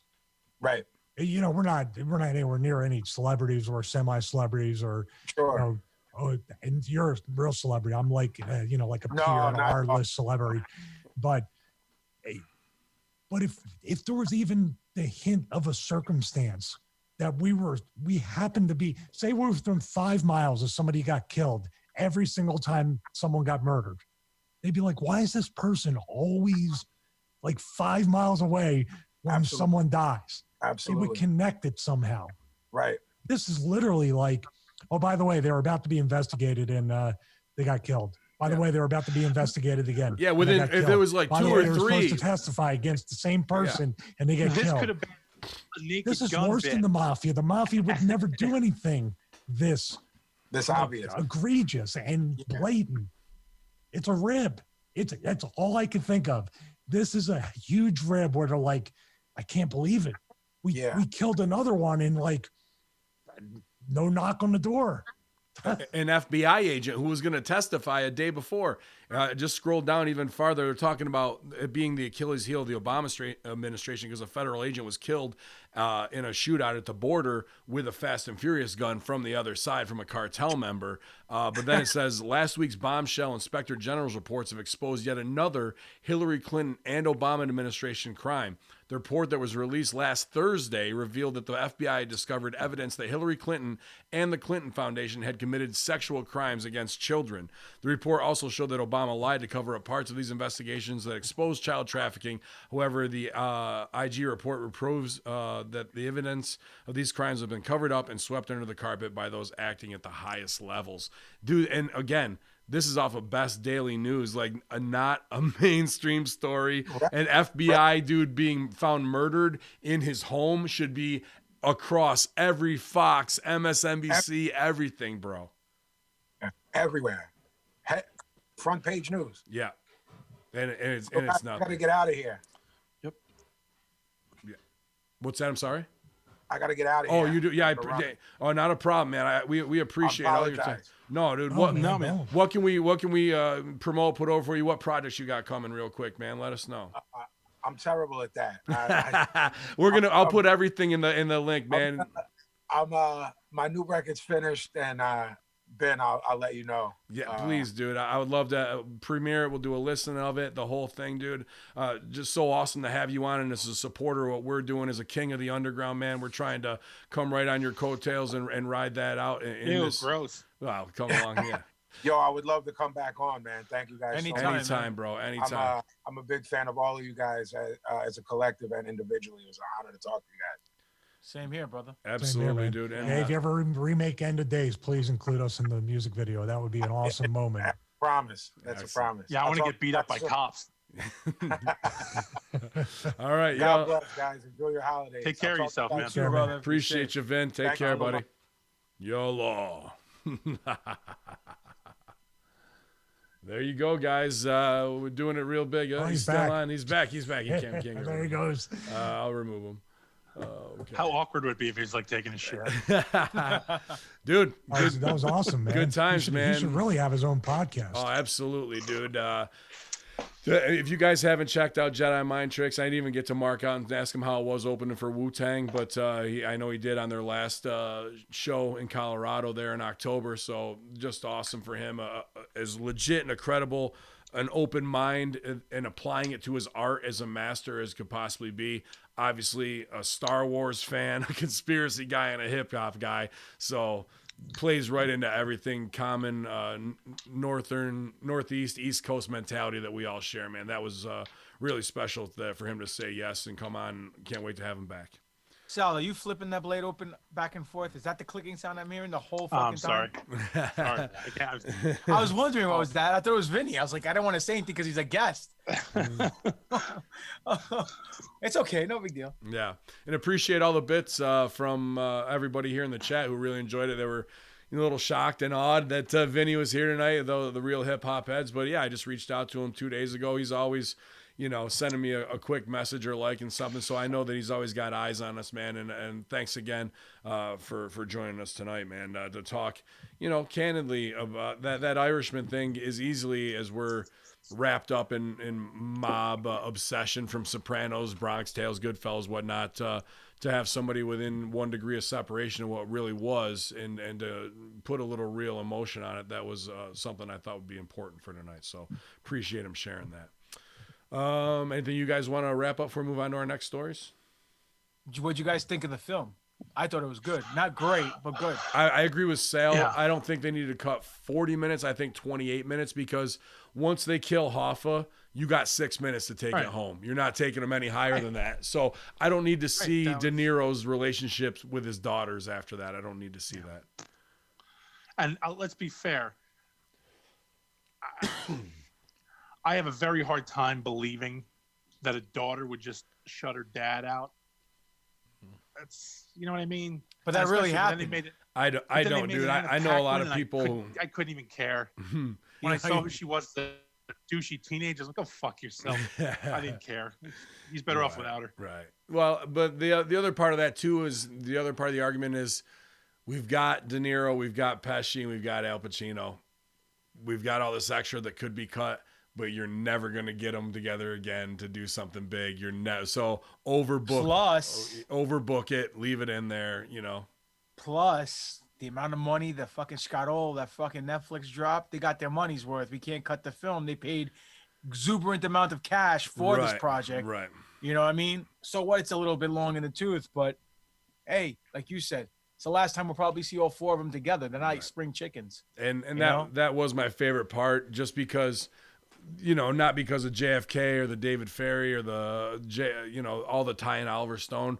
That when you can hear a director's voice cut through, and it cuts through 3 decades of filmmaking, some of his that he wasn't even really involved with. I thought that was the art at its highest form. So there was a couple of moments like that. How about the fish in the back of the car? That was funny. Yeah. Like, didn't you think he was going to get whacked out there the way he was grilling him? I like that scene a lot, dude. My wife very watching it. She's going, but he's alive. I looked it up. He's still alive. Who's still alive? His son. Oh, his kid. What do you call it? The scene that I liked a lot was when he told him he had to whack Jimmy Hoffa. Yeah. And he's sitting there, and you could see De Niro show remorse.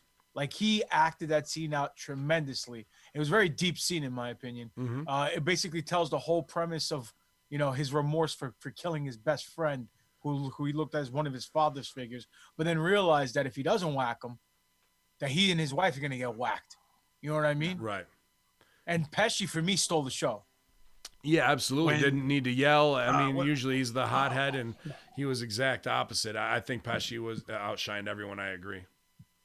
Who was the kid? The one he went out. He was at a birthday dinner at the Clam House, and he got capped with his wife and his kid. Crazy Joe something or other. Crazy Joe, yeah, Salerno or whatever it was. No, that was Tony Salerno with the ass cancer. Crazy Joe that's the guy. The scene where he walked by and he's like, "What? You don't believe in this shit?" And he's like, "Yeah, go fuck yourself." And all he did, he sat down. They didn't say a fucking word. Yeah. And he just looked at him, and I went, "Oh wow." Yeah. Fucking wow. And the next scene that hit me that hard was when they're both in jail. And I was saying to my wife, when they're both in jail and Pesci's he's fucked out of his man, and he couldn't even eat the bread. And that made me, that choked me up. Yeah. I didn't mind that at the end of the movie. That, like, the overrun scenes like that, I kind of like those 2 or 3 minutes that was where it was long in the tooth. So I was like, all right, that was worth it. That was pretty cool. Yeah, it choked me up when he did it. They're playing bocce. I can't even eat it. I was like, it was killing me. So they had to dunk it in the grape juice. But that was beautiful because it comes all the way to the beginning, right? It comes all the way to the beginning when they have their first sit down and they're just breaking bread together that way as young men. Yeah. So, I also like the scene in the beginning where he's like, "Yeah, what's your name?" And he tells him my name, whatever De Niro's name is. And then he asks Pesci what's his name. And Pesci no-sold him and worked him around and not telling him who he is and walked away. He still didn't know what his name was until he met him through Ray Romano later on. Yeah. And he was a driver for Canada Dry. Good stuff, man. Yeah, there's a lot of great in it, and really truly appreciate it. I broke this down with the young boys on the Impact Attack this morning. You almost have to watch everything that Scorsese did, Goodfellas, Casino-wise. You have to watch The Departed. Now, Godfather of Harlem covers it very similar in the exact same time from a different perspective with a lot of the same players. You have to watch Boardwalk Empire to get the Irish mob part, to get the Jack Kennedy early stuff going that way. Pretty much the whole mob lexicon and political lexicon of movies from 1940 that would cover the 1940 to 1980s need to be viewed to really appreciate this at its highest level, because Scorsese put everything from all of them in there. So that's our Irishman recap, and you know, to be able to have Vinny Paz tell a 1 degree of separation story in there, pretty unbelievable, man. Stevie, as we look to the skies tonight, I wonder if we can find out where the International Space Station is, because NASA suspended a live feed after several UFOs were observed near it just 4 days ago. They have a P900 too? You know what's funny about that? How can I get Saturn and see the rings of Saturn in the sky, but I can't get the ISS to be that much bigger? Like the moon is 240,000 miles away. I get it. Saturn is God knows how far. Stars, but how come if that ISS is somewhere within my sky view here, why can't I get it? Here's because of this. You see this? Yeah. You see this? Mm-hmm. Right? You can barely see this, even if it's closer to you. One hair, like the planet size is not going to, it's just too far away to be able to zoom in on something that would, in an International Space Station, seems huge, but it's obviously not. So that's one thing I think we're going to have to get used to in perspective, what we can zoom in on. We can see Santa Claus flying through the air with the reindeer. I think if we couldn't see the ISS, or maybe we can, and we can find out its coordinates, if there's UFO activity around there and we just have that blocked out, maybe we can catch the UFO activity, is my point, if we can't zoom in on that. That optics website, man, I would definitely try to get it to where I could see close up on that and just keep it steady. Keep it right on. I mean, I'm going out right after the show, and I'm going to definitely, you know, because we have a half moon. It's brighter than it was last week. And now it's like I'm snake bitten. I want to find something now. Guys, I'm going to call it right now. You can call me Nostradamus. But because he has this camera, this gentleman that we know as Steven Richards will gain 30 pounds of muscle in the next few weeks, because he's only going to get 1 hour of sleep every night. That's it. And follow up on that story, Sal, I guess the week before, over the Capitol was a warning as well. There was UFO sightings in D.C. over the Capitol. And that's legit. I have sources that tell me that was a damn UFO. It wasn't a flock of birds or some kind of BS excuse that they lens flare. Yeah, you said you have somebody in one of the alphabet agencies who was stooging that people really were freaking out, going DEFCON of like, holy shit, you know, we're going to have to explain this. And now we have the ISS story pretty much 6 days after that of them shutting that down. So huge amount of activity. And were those spacecraft that were over DC the same ones that are being caught on the ISS? Or is this just multiple fleets that are roving around, going back to land on that bottom side of the moon that Stevie was shooting, where we've seen that on, I don't even know, is his site even up? What's Tyler's site? Third phase? Secure Team 10. Dude, I don't get any updates about Secure Team 10. Zero. And people were asking us, because a bunch of more people got scrubbed from YouTube this week and got their channels taken down. Somebody who's a fan of us, are you going to back up all your stuff on me in case that happens to you? I'm like, no. If it gets taken down, fuck it. That's when I unleash my army. And I'm not going to back up 1,000 hours of wrestling and podcast video. I'm working 87 hours a week just so it'd be like, what am I going to do? Put it on another channel so YouTube can possibly take that down too, or go to BitChute? I don't have the fucking time. No way. Like, them doing that is the exact wrong move, because they'll have to reinstall those people's channels, and they'll look like the Nazis who are, you know, censoring everyone. So it's not necessarily about just keeping my information up and out there. It's saying, come fuck with us and see what happens to you when, you know, they do storm the castle. Mueller's saying that I guess Tyler is not doing well. That's why he doesn't post a lot of vids anymore. Okay. But I don't know what that means. What does that mean? Is he sick or I know he had a motorcycle accident, but there was people like, I guess there's people like looking in on him, Men in Black type shit too. So who knows if it's something, you know. Maybe he got shot with a cancer gun. Mentally, he's not doing well. Wow. That's what Monroeville's telling me. Yeah. I mean, he was the man, right? He was leading the forefront, and his voice is gone, bro. Gone. Maybe they shot on personal issues. Maybe they shot him with that fucking MacArthur breakneck gun. Right. It could be.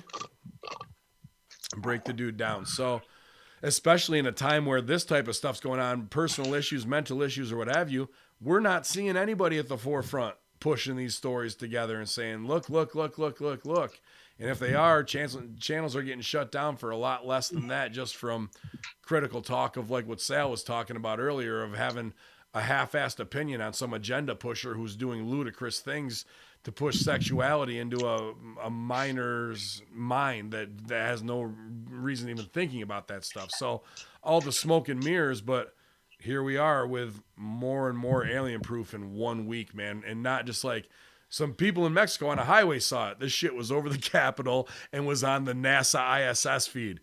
Can't get much more like what the fuck. Did you guys did you see the video? Yeah. Did you get a chance to see it? The NASA one or the Capitol? The NASA I did. The one that, from last week. The one that got cut off. Yeah. Yes. And that's the third or fourth time this has happened. Yeah. So, I mean, that's easy to find. I saw it at knowledgetime.net. I've got it right up here. It's on. What's the one? It's literally now every channel UFO video on any network. They all show the same thing. The piece of space going on like this, and then the laser cuts. Never seen it. Like, yes, you have. I promise you, you have. Sorry, I cut out it's there. Been on say every it. network. Say it again. Say it one more time. It's the black and white photo right outside the Earth, and they show that piece of debris just moving, and then it looks like something like a laser. Oh, goes like this. Yes, yeah. Like it sharp turns and shoots the other way. Yeah. So like everybody, that's become like the go-to wallpaper GIF of all of these of UFO shows. That's what the stuff the NASA feed is going to be. It's going to become something that becomes so commonplace that nobody cares when you see it and they go, oh, watch this. Oh, wait, watch this. This is going to be, oh my God, did you see it move? That's crazy. No explanation. No, hey, why are we letting that happen? It doesn't matter. They don't care. They just go, oh, wow, that's so crazy. That's exactly how this looked. That's how that NASA footage looked. Well, and also, like, what kind of weapon do we have where we're shooting that weapon in the space to shoot at a UFO? There's so many questions about the things that don't exist. You're shooting a ground into space weapon, and this thing can do basically the shit that one mine stopped on a dime and came back down. It looked like that. Like, I mean, yours looked like a craft, but that's straight out of Star Wars with them, shooting through into the sky when they're out there just amassing their fleet with their new Death Star technology. Right. But look, let's just understand how none of this is real, because the fact is, any nerd will tell you lasers can't be seen in space. There are no red, no blue lasers. You wouldn't even see it. It would just be explosions. So obviously it's fake. Are you agreeing with that?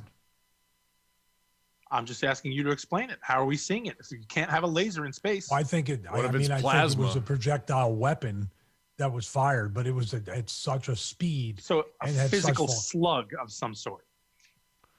It could be an energy weapon. Yeah, it could not be a laser. It could be a directed energy weapon, the same one that they said was used the opposite way to go down into New York that day.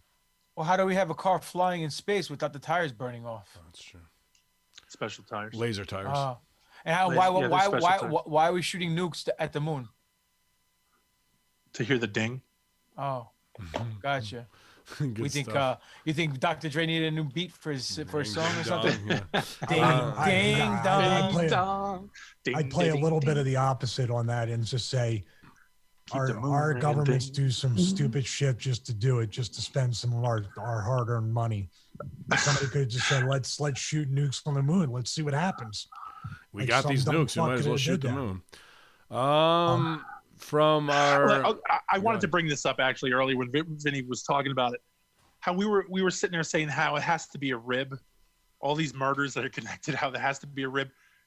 Okay, so let me pose that question. If all four of us were sitting in a room, and this is before a show, we're doing a show, and we're actually writing the script for the show. Okay, we're all sitting in a room. Aren't we going to do stuff to pop each other? Of course, we do it now. Now, right. But now imagine on this fucking level. Do you not think there are personality types? I'm not saying they're great guys, but don't you think there are guys who have that fucking level of mentality who are like, you know what? We got to kill this guy. Fuck it. We used to call him Fat Jimmy Tires. Let's run him over with a bunch of fucking tires. Like they'll do that level of shit where they'll say, look, I'll bet you nobody connects this. Or I'll bet you can't do this. Or let's see how long it goes before ABC News puts down that they were all hung, before they connect those dots. How many? I got 25. Well, I got 35. Hold on one second. So, it's AEW calling. That's it. They're ready. They're like, all right. 13 minutes. Gotta go. Look, we got signs and everything. Big shout out to Vinny Paz. Just hit us up saying he had a great time. Sorry he had to run, but I said, hey man, open invite. I'd like to actually have him back. Maybe if we can get him once a month, dude. Whenever he wants to come, man. Yeah, absolutely, that'd be awesome. But like I said, I just think I think it would be silly of us to think that these guys wouldn't do something that fucking trivial. Sure. That's all I'm saying.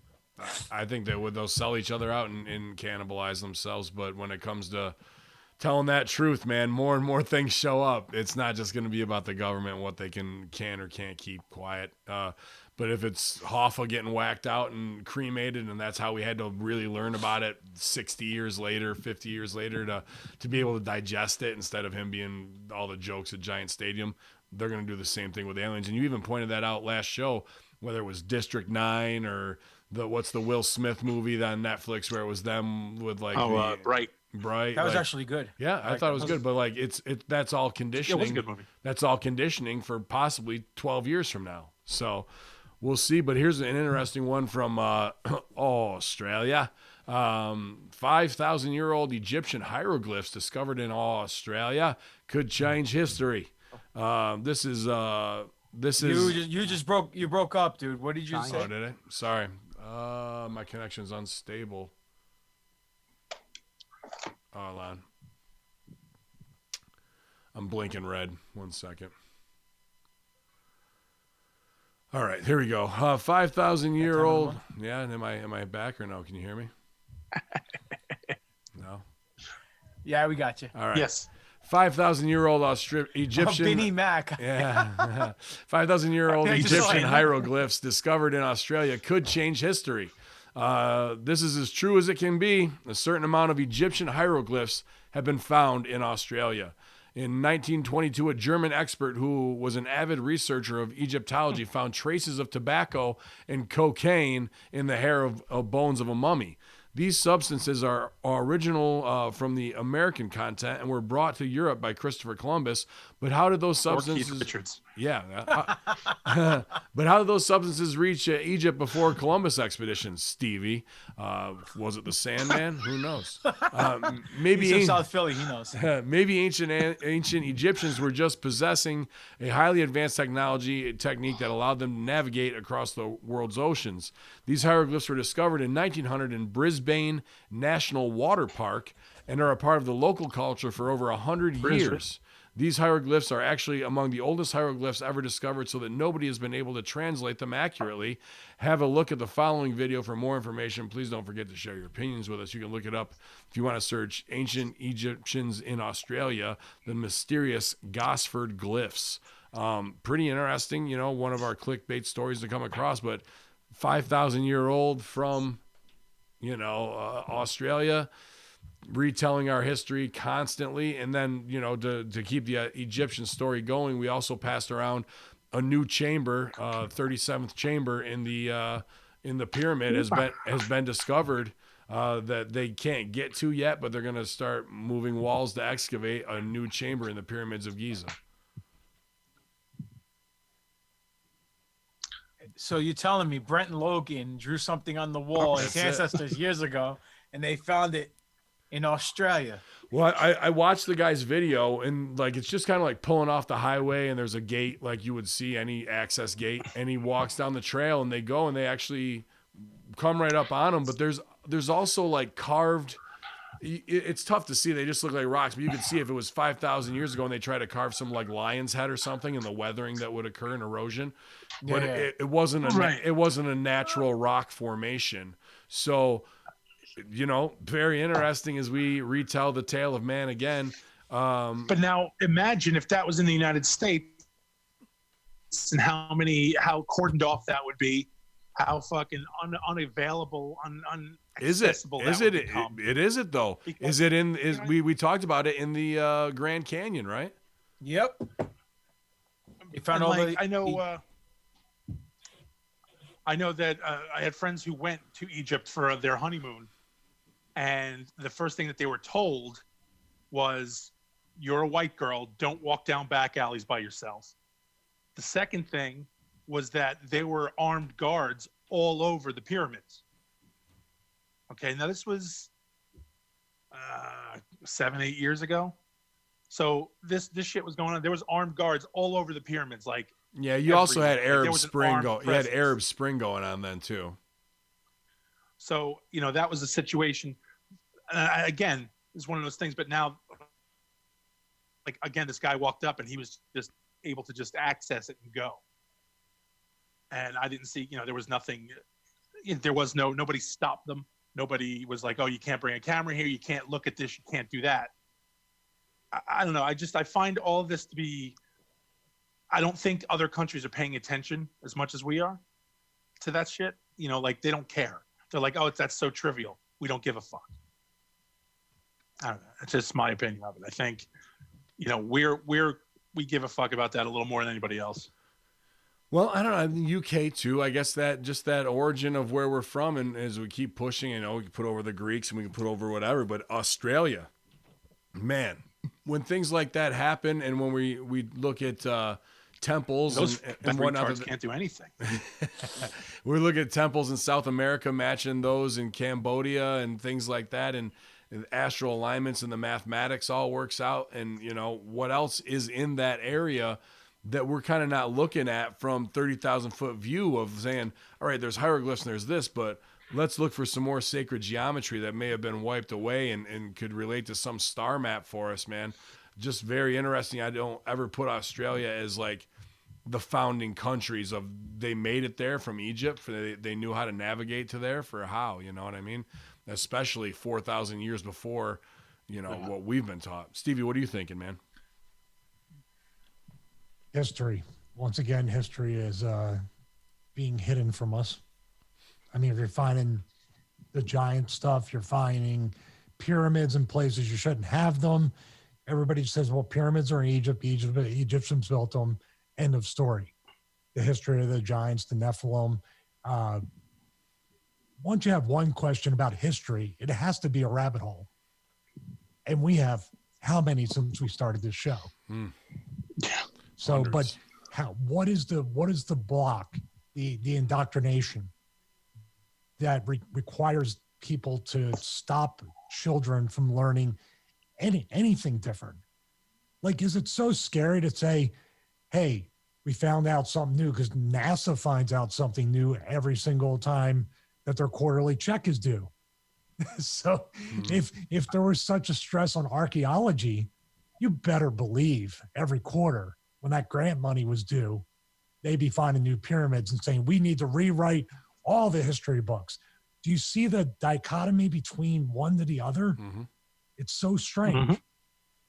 Do you seem like they'd be wanting to rewrite new books, fucking make some money and reprint? Every school, university, professor, researcher, archaeologist, carbon dater, they would have jobs for life. Yeah. I don't understand why it's like now we're done.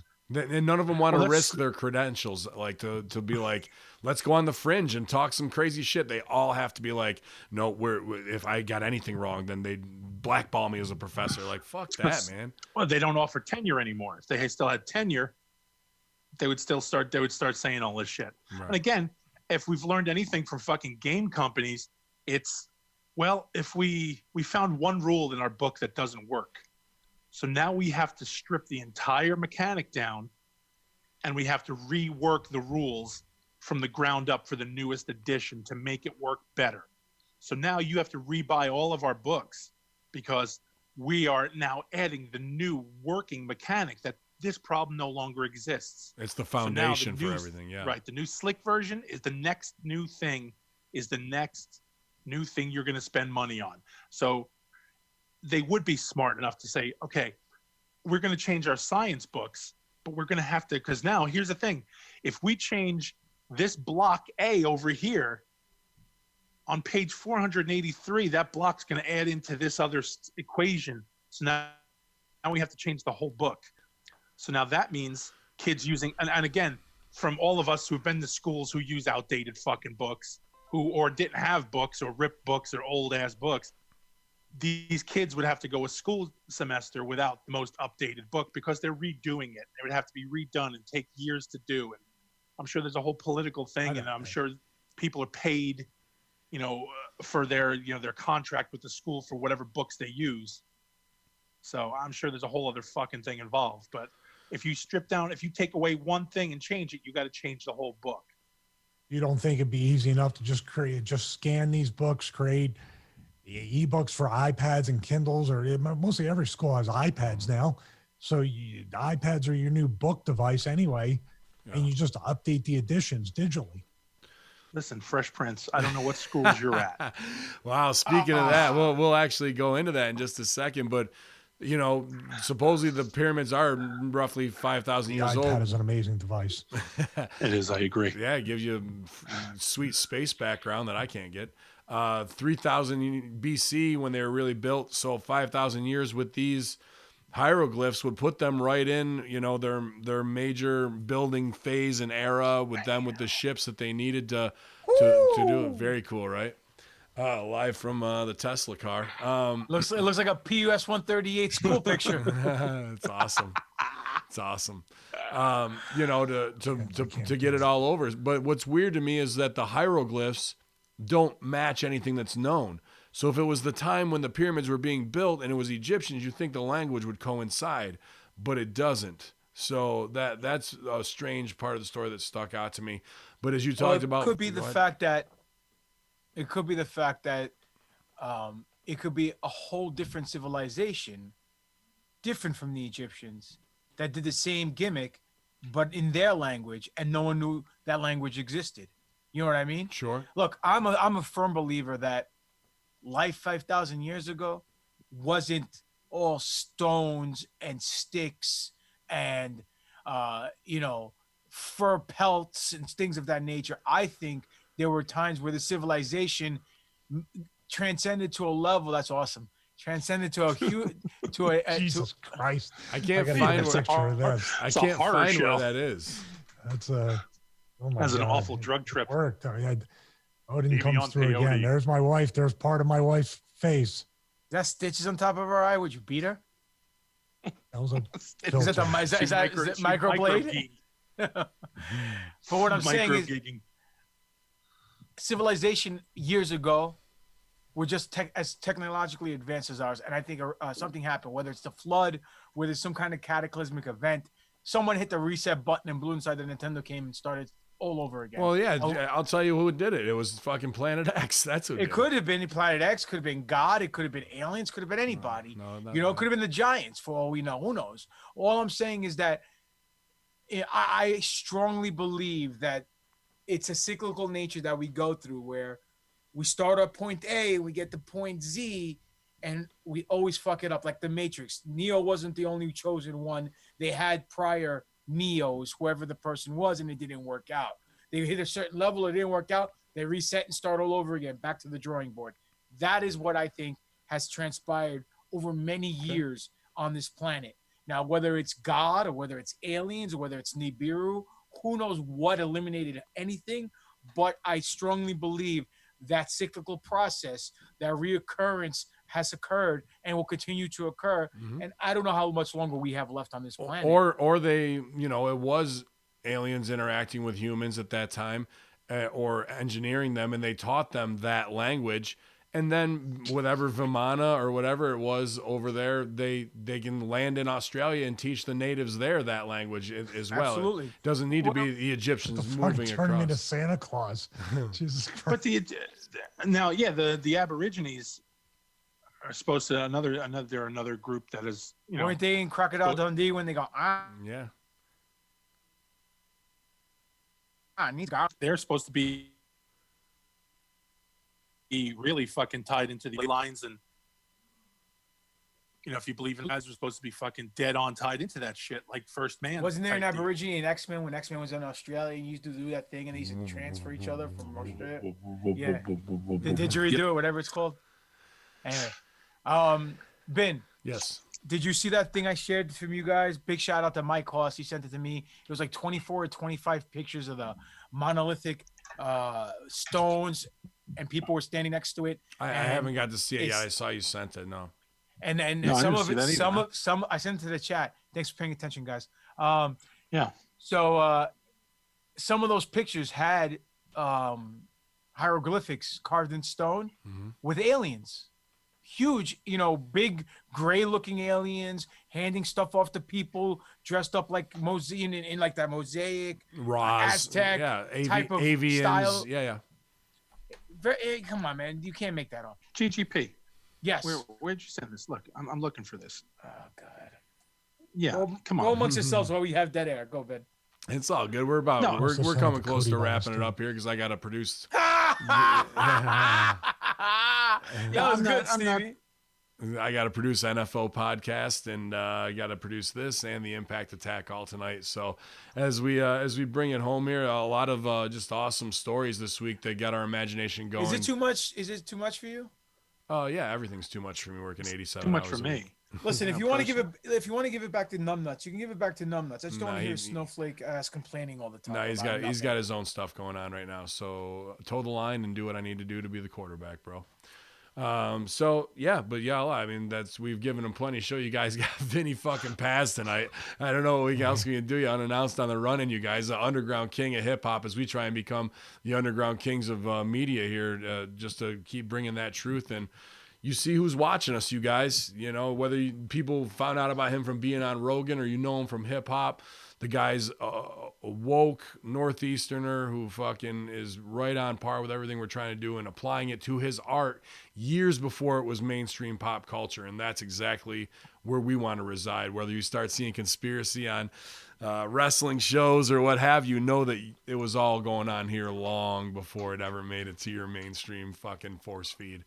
But the force field is up. His sail is got to go out on the ISS and repair the boom. We had some hydraulic problems, so Sal, take it easy out there and make sure you double check all your equipment and safety lines. I don't want you floating away, buddy. We need you. Well, no, that's not a problem. The real I just problem resent was it, Sal. he never really sent it to the chat room. I resent it. Yes, I did. Not to us. Anyhow, it must be You your other motherfucker. fucking podcast. Hold on. Must be Hold your on. NFO brothers from NFO. Hold on there, But sunshine. it was not us, because I'm looking like it almost 2 days ago, and there's nothing about Then how did I this. just send it to you guys from the same exact chat? I just re-forwarded it to the end of the When trail did you of- send that? Like, what, 6 days ago? No, not 6 days ago. 3. Oh, those are impressive days ago. pictures, man. We'll try and use some of those next week, maybe. Or Thank put you, those. Mike Hawes, for sending them to our chat room, buddy. Appreciate you, Oz. Well, Sally, anything fun going on between now and Christmas season, man? What are you looking forward to? We're just let's see. So, Chuck has something coming to you. Okay. He has the hard junkyard coming to you. He's just been kid's killing himself. Sure. Speaking of killing yourself, look at this motherfucker. He's gonna hurt himself, putting himself over. New photos out with You're Johnny gonna throw your back Johnny out, guy. Nitro and Stevie looking at Johnny Nitro as a cartoon and even envying his abs. Then with Stevie's just not jacked enough, even in a fucking. There you Look go. at my abs. Where do you Look at click, that keg. Stevie? What are you clicking on to get to do that? Virtual background, and you click. I don't- cross, Yeah, it's choose a up virtual on the right. background.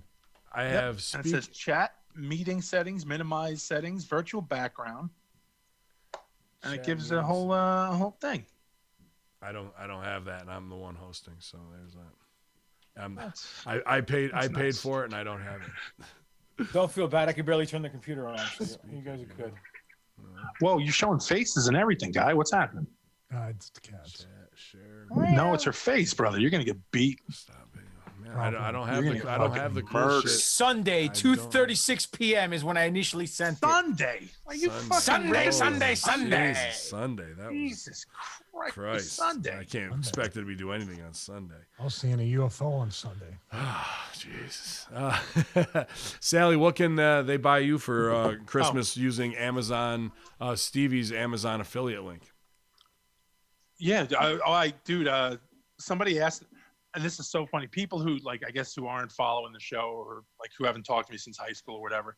Somebody's like, "Who's that guy that you told me to follow their Amazon link?"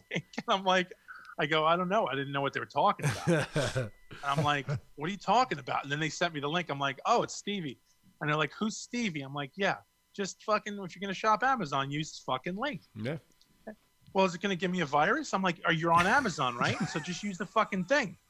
Just click on his bullshit and then go through Amazon. Well, who is he? What does it fucking matter? Just do it. I'm telling you, do it. Just do it. So yeah, so that's what I have to do to get people to go through your fucking link. That's Gotta true argue with love. idiots. Gotta argue with idiots. Classic Amazon These virus. fuckers will open up an email from people they don't know, and they're asking you if to get a virus from the site they visit every day to shop. You don't want to right, get. and I'm gonna bug them. I'm gonna give them a virus. You don't want to get Nothing else that going on, Apple. so. You don't want to get that Apple virus. That's a deadly one. So yeah, the make sure you go to Stevie SRF. Got to go through all. Oh, I keep ever since I put SRF on my shit, I get all this fitness stuff. Mm-hmm. And I saw this gimmick, man. It looks like a crossbow with these two balls on it, like these two things that you grip, and then you stretch it, and then it bends, and then it folds, and you got to bend it down. Like it's a whole new thing. I wanted to send it to you. It was called a fucking gorilla sick bow. looking. Gorilla bow. It's green, right? Yeah, you saw it, right? I've seen Remember it, the old gorilla bar? It was just like a truck spring. I used to fucking had the handlebars on it. You just bent it. This thing is totally different. It has like the flywheels like a cross. Oh, it was awesome. I wanted to send it to you. Compound. Yeah, it looked really cool. But anyway, yeah, go to SRL, all your stuff. Go to Papa Don and buy his T-shirts. He's got 100 kids he's got to feed. They all need a spanakopita for Christmas. Go to Ben's thing and fucking start his bail for when he gets arrested. That's it. When they raid the compound. Yeah, I got my Christmas present early so now I'm able to use the headphones again. So we're back in business on this, and as soon as my fucking stand comes, won't have this fucking nonsense going on with the bouncing around. Yeah, I didn't mind. looking I didn't forward to mind that. Zoom tonight. I thought it worked okay with OBS. Hopefully, the internet will hang. But to pay for I don't like it. You don't like it as much. Only because when we're talking and we're all little up top, we can't see who's talking unless it's the main person on the bottom making the noise. So then people we over talked each other a lot on this episode. We normally don't. That's not true. A little square lights up around whoever's talking. Yeah, but the thing is that when it lights up, I don't know when you're done, and when you're about to start, and I think you're done. You know what I'm saying? Like we over talked a lot on this episode. Even We're with just Vinny. unprofessional. No, we're We're professional. just very unprofessional is all it is. That's all it is.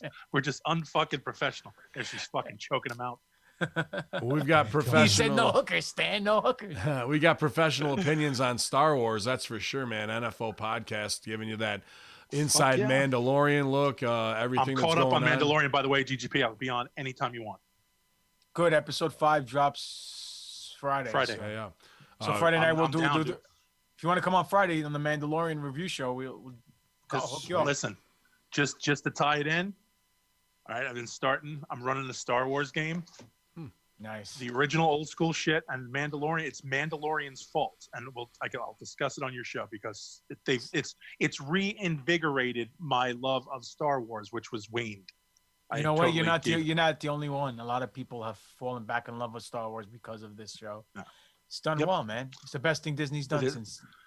And I'm all caught up, so I'm able to field all questions because I've watched them with fine-tooth combs, man. Awesome. Cool.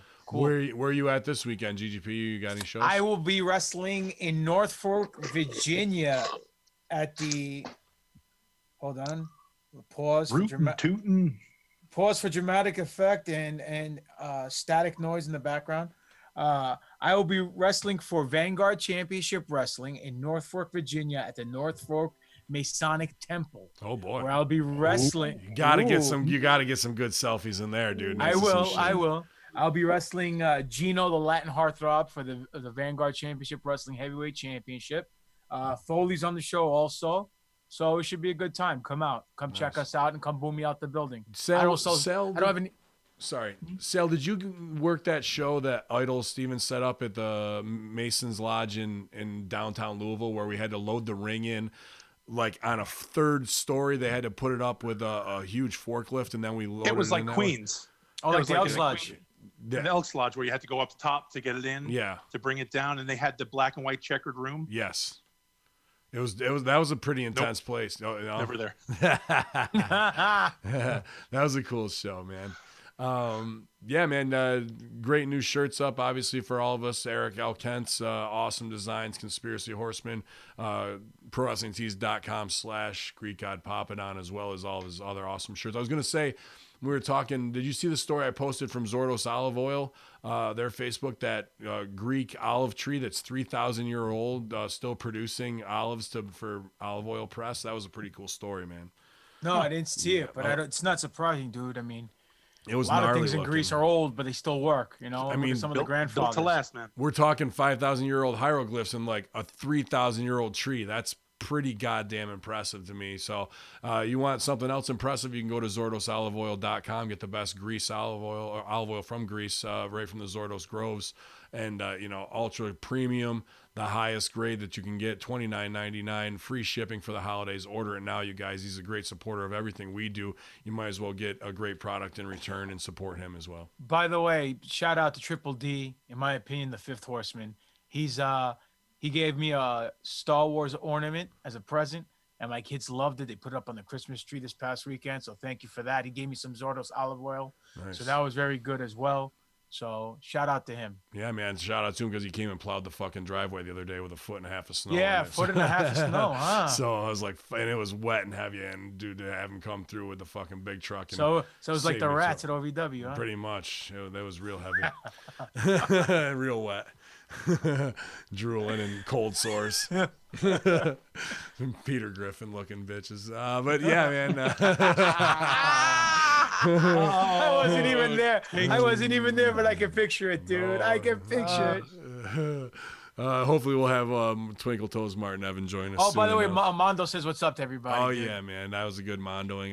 That was good. I was hoping you would have just done a video and then panned over to him where he says, Mondo. That's what we got to start doing from now on. Yeah. But I miss him, and hopefully we get to beat the shit out of each other soon. Stevie, no more beatings for you. What's going on this weekend? Escape into the woods? I'm not quite sure what I'm gonna do. I don't know. My wife is away for a couple days, so I don't know what to do with myself. So I'm just gonna clean the house a few times and work out and watch Hallmark. Make some videos. Watch your cat catch a UFO or two. Watch your cat masturbate outside of the sauna.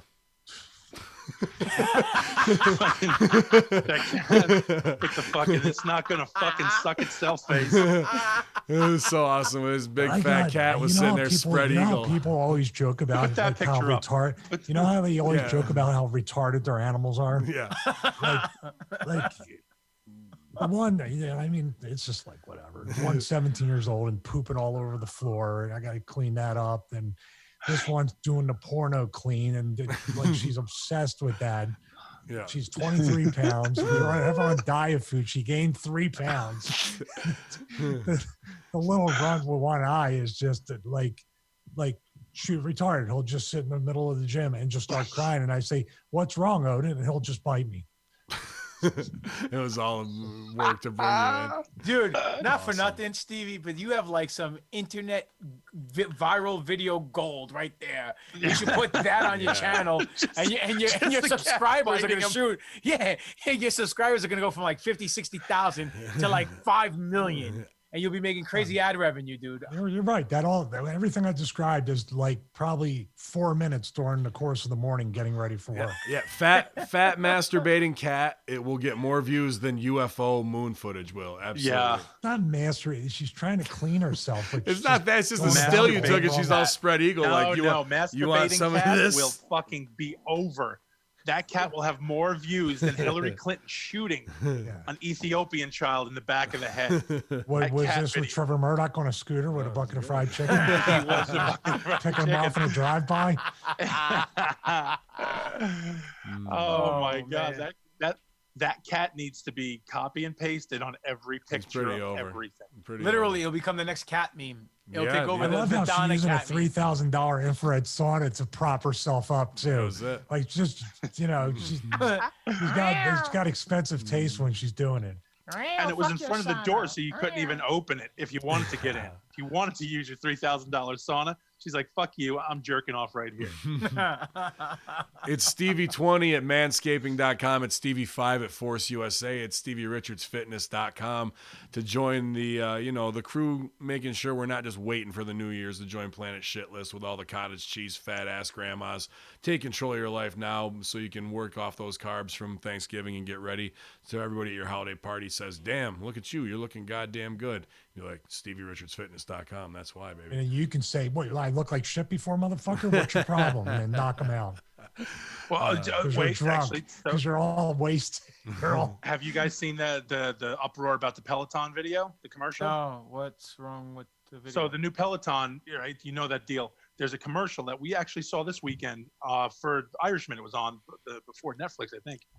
And the wife is doing like a vlog. It's a work, and the wife is like, "My husband gave me this, and look at the journey I've gone on in a year." And then they showed her busting her ass on the Peloton, and then the end of the year, her and her husband are so happy.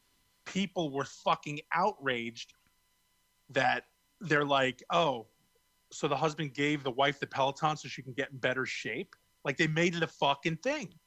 like he Dude, wasn't happy with the way she looked. It was like kind of like giving Right. her So like, now, but yeah, so she's a hot chick anyway. And now she's on Peloton, so now she's hotter. So at the end of the year, but now everybody's outraged and they're angry at dude, the commercial. people just like to complain. I Look, said, the same thing's going on right now. Right Of now in the course. Star Wars universe or fandom, if you want to say, where they're complaining that Baby Yoda got over like Grover, and Yes. Baby Yoda merch won't be available till June, and then everyone's bashing Lucasfilm and Disney. How can they be stupid and have Disney merch before Christmas and this and that and the other? And yesterday on the podcast I said, well, if they did that, you know what would have happened? They would have complained that Disney had to rely on old legacy characters to get over, and they can't create anything new. Right. So you're damned if you do, you're damned if you don't. So what? Your wife put on some pounds Yep. because she started eating bonbons and she stopped caring the way she looked. Get her ass on the treadmill. Get her in shape. This way, she can bring the it sandwich wasn't even closer that. to you when you need it. It's that simple. It's Well, a win-win. It was super hot. It was super hot wife who got a Peloton for Christmas, and then super hot wife at the end of the year. She bettered herself, but now this was bad because the husband was a male chauvinist scumbag. And Well, Dirty Didn't like his wife the way she was. Turnbuckle, even though you guys are off Twitter, Dirty Turnbuckle got in that ass and put my face on her riding the Peloton. So Horseman over strong, heels up. You can go to Dirty Turnbuckle and check out their awesome Horseman gifts every Wednesday. And that was it today, because I hadn't seen the Peloton ad, but I knew it was causing some uproar. So I was glad to get out there and ride. I'll be riding on these infidels at Crossfire Wrestling this weekend. Congo Kong taking on Robbie of the Highlanders after we took out Tyler Turvis. He's still wrestling? Well, he's coming in because Tyler Turvis going to Impact. So coming in for the title, I'll be taking out the owner, Chris LaPlante. in a grudge match, so chances are I'll own Crossfire Wrestling by this time Saturday evening. And Good, get me booked. yeah, I'll have to pay in Canadian, so it's not much. It's all right. I'll triple book you. I'll triple charge you. This way it can even out. Sounds good to me, man. But we'll be up there doing our thing. Crossfire Wrestling, St. Catharines, Ontario. You guys know where it is. HackerHamin.podbean.com. HackerHamin on your iTunes dial. Twitch.tv/Conspiracy Horsemen. All of our great sponsors as we continue to sell out more and hopefully get some great commercial sponsors moving into 2020. Appreciate you guys, and definitely Vinny Paz for making time for us tonight. An awesome guest as we, we're a little upset about our last show Thanksgiving wise, but some people said it really was good for them and helped them get through their work day. So sometimes we're overcritical of ourselves, but providing you guys with the best and free content that we can, from the Horror Junkyard NFL podcast, Monday, Wednesday, Friday, Locker Room, Crow 777, Infinite Fringe, Pro Wrestling Reflection, Impact Attack, SmackDown Attack. It's all coming out, you guys, all for free. Yeah, man.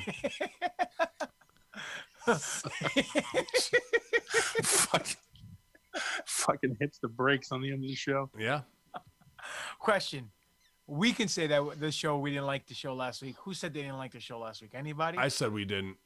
Oh, but I'm saying besides the four of us, anyone else complain? No, they did the opposite of that. They said they really enjoyed it. So okay. As critical as we can be, where we think we're not hitting home runs or coming off of a McAfee, and we're like, God, how do we follow that up? You got to take them back down before you give them another main event, which I think we did tonight. So stick with us through the holidays, infidels. You don't want to talk to your families.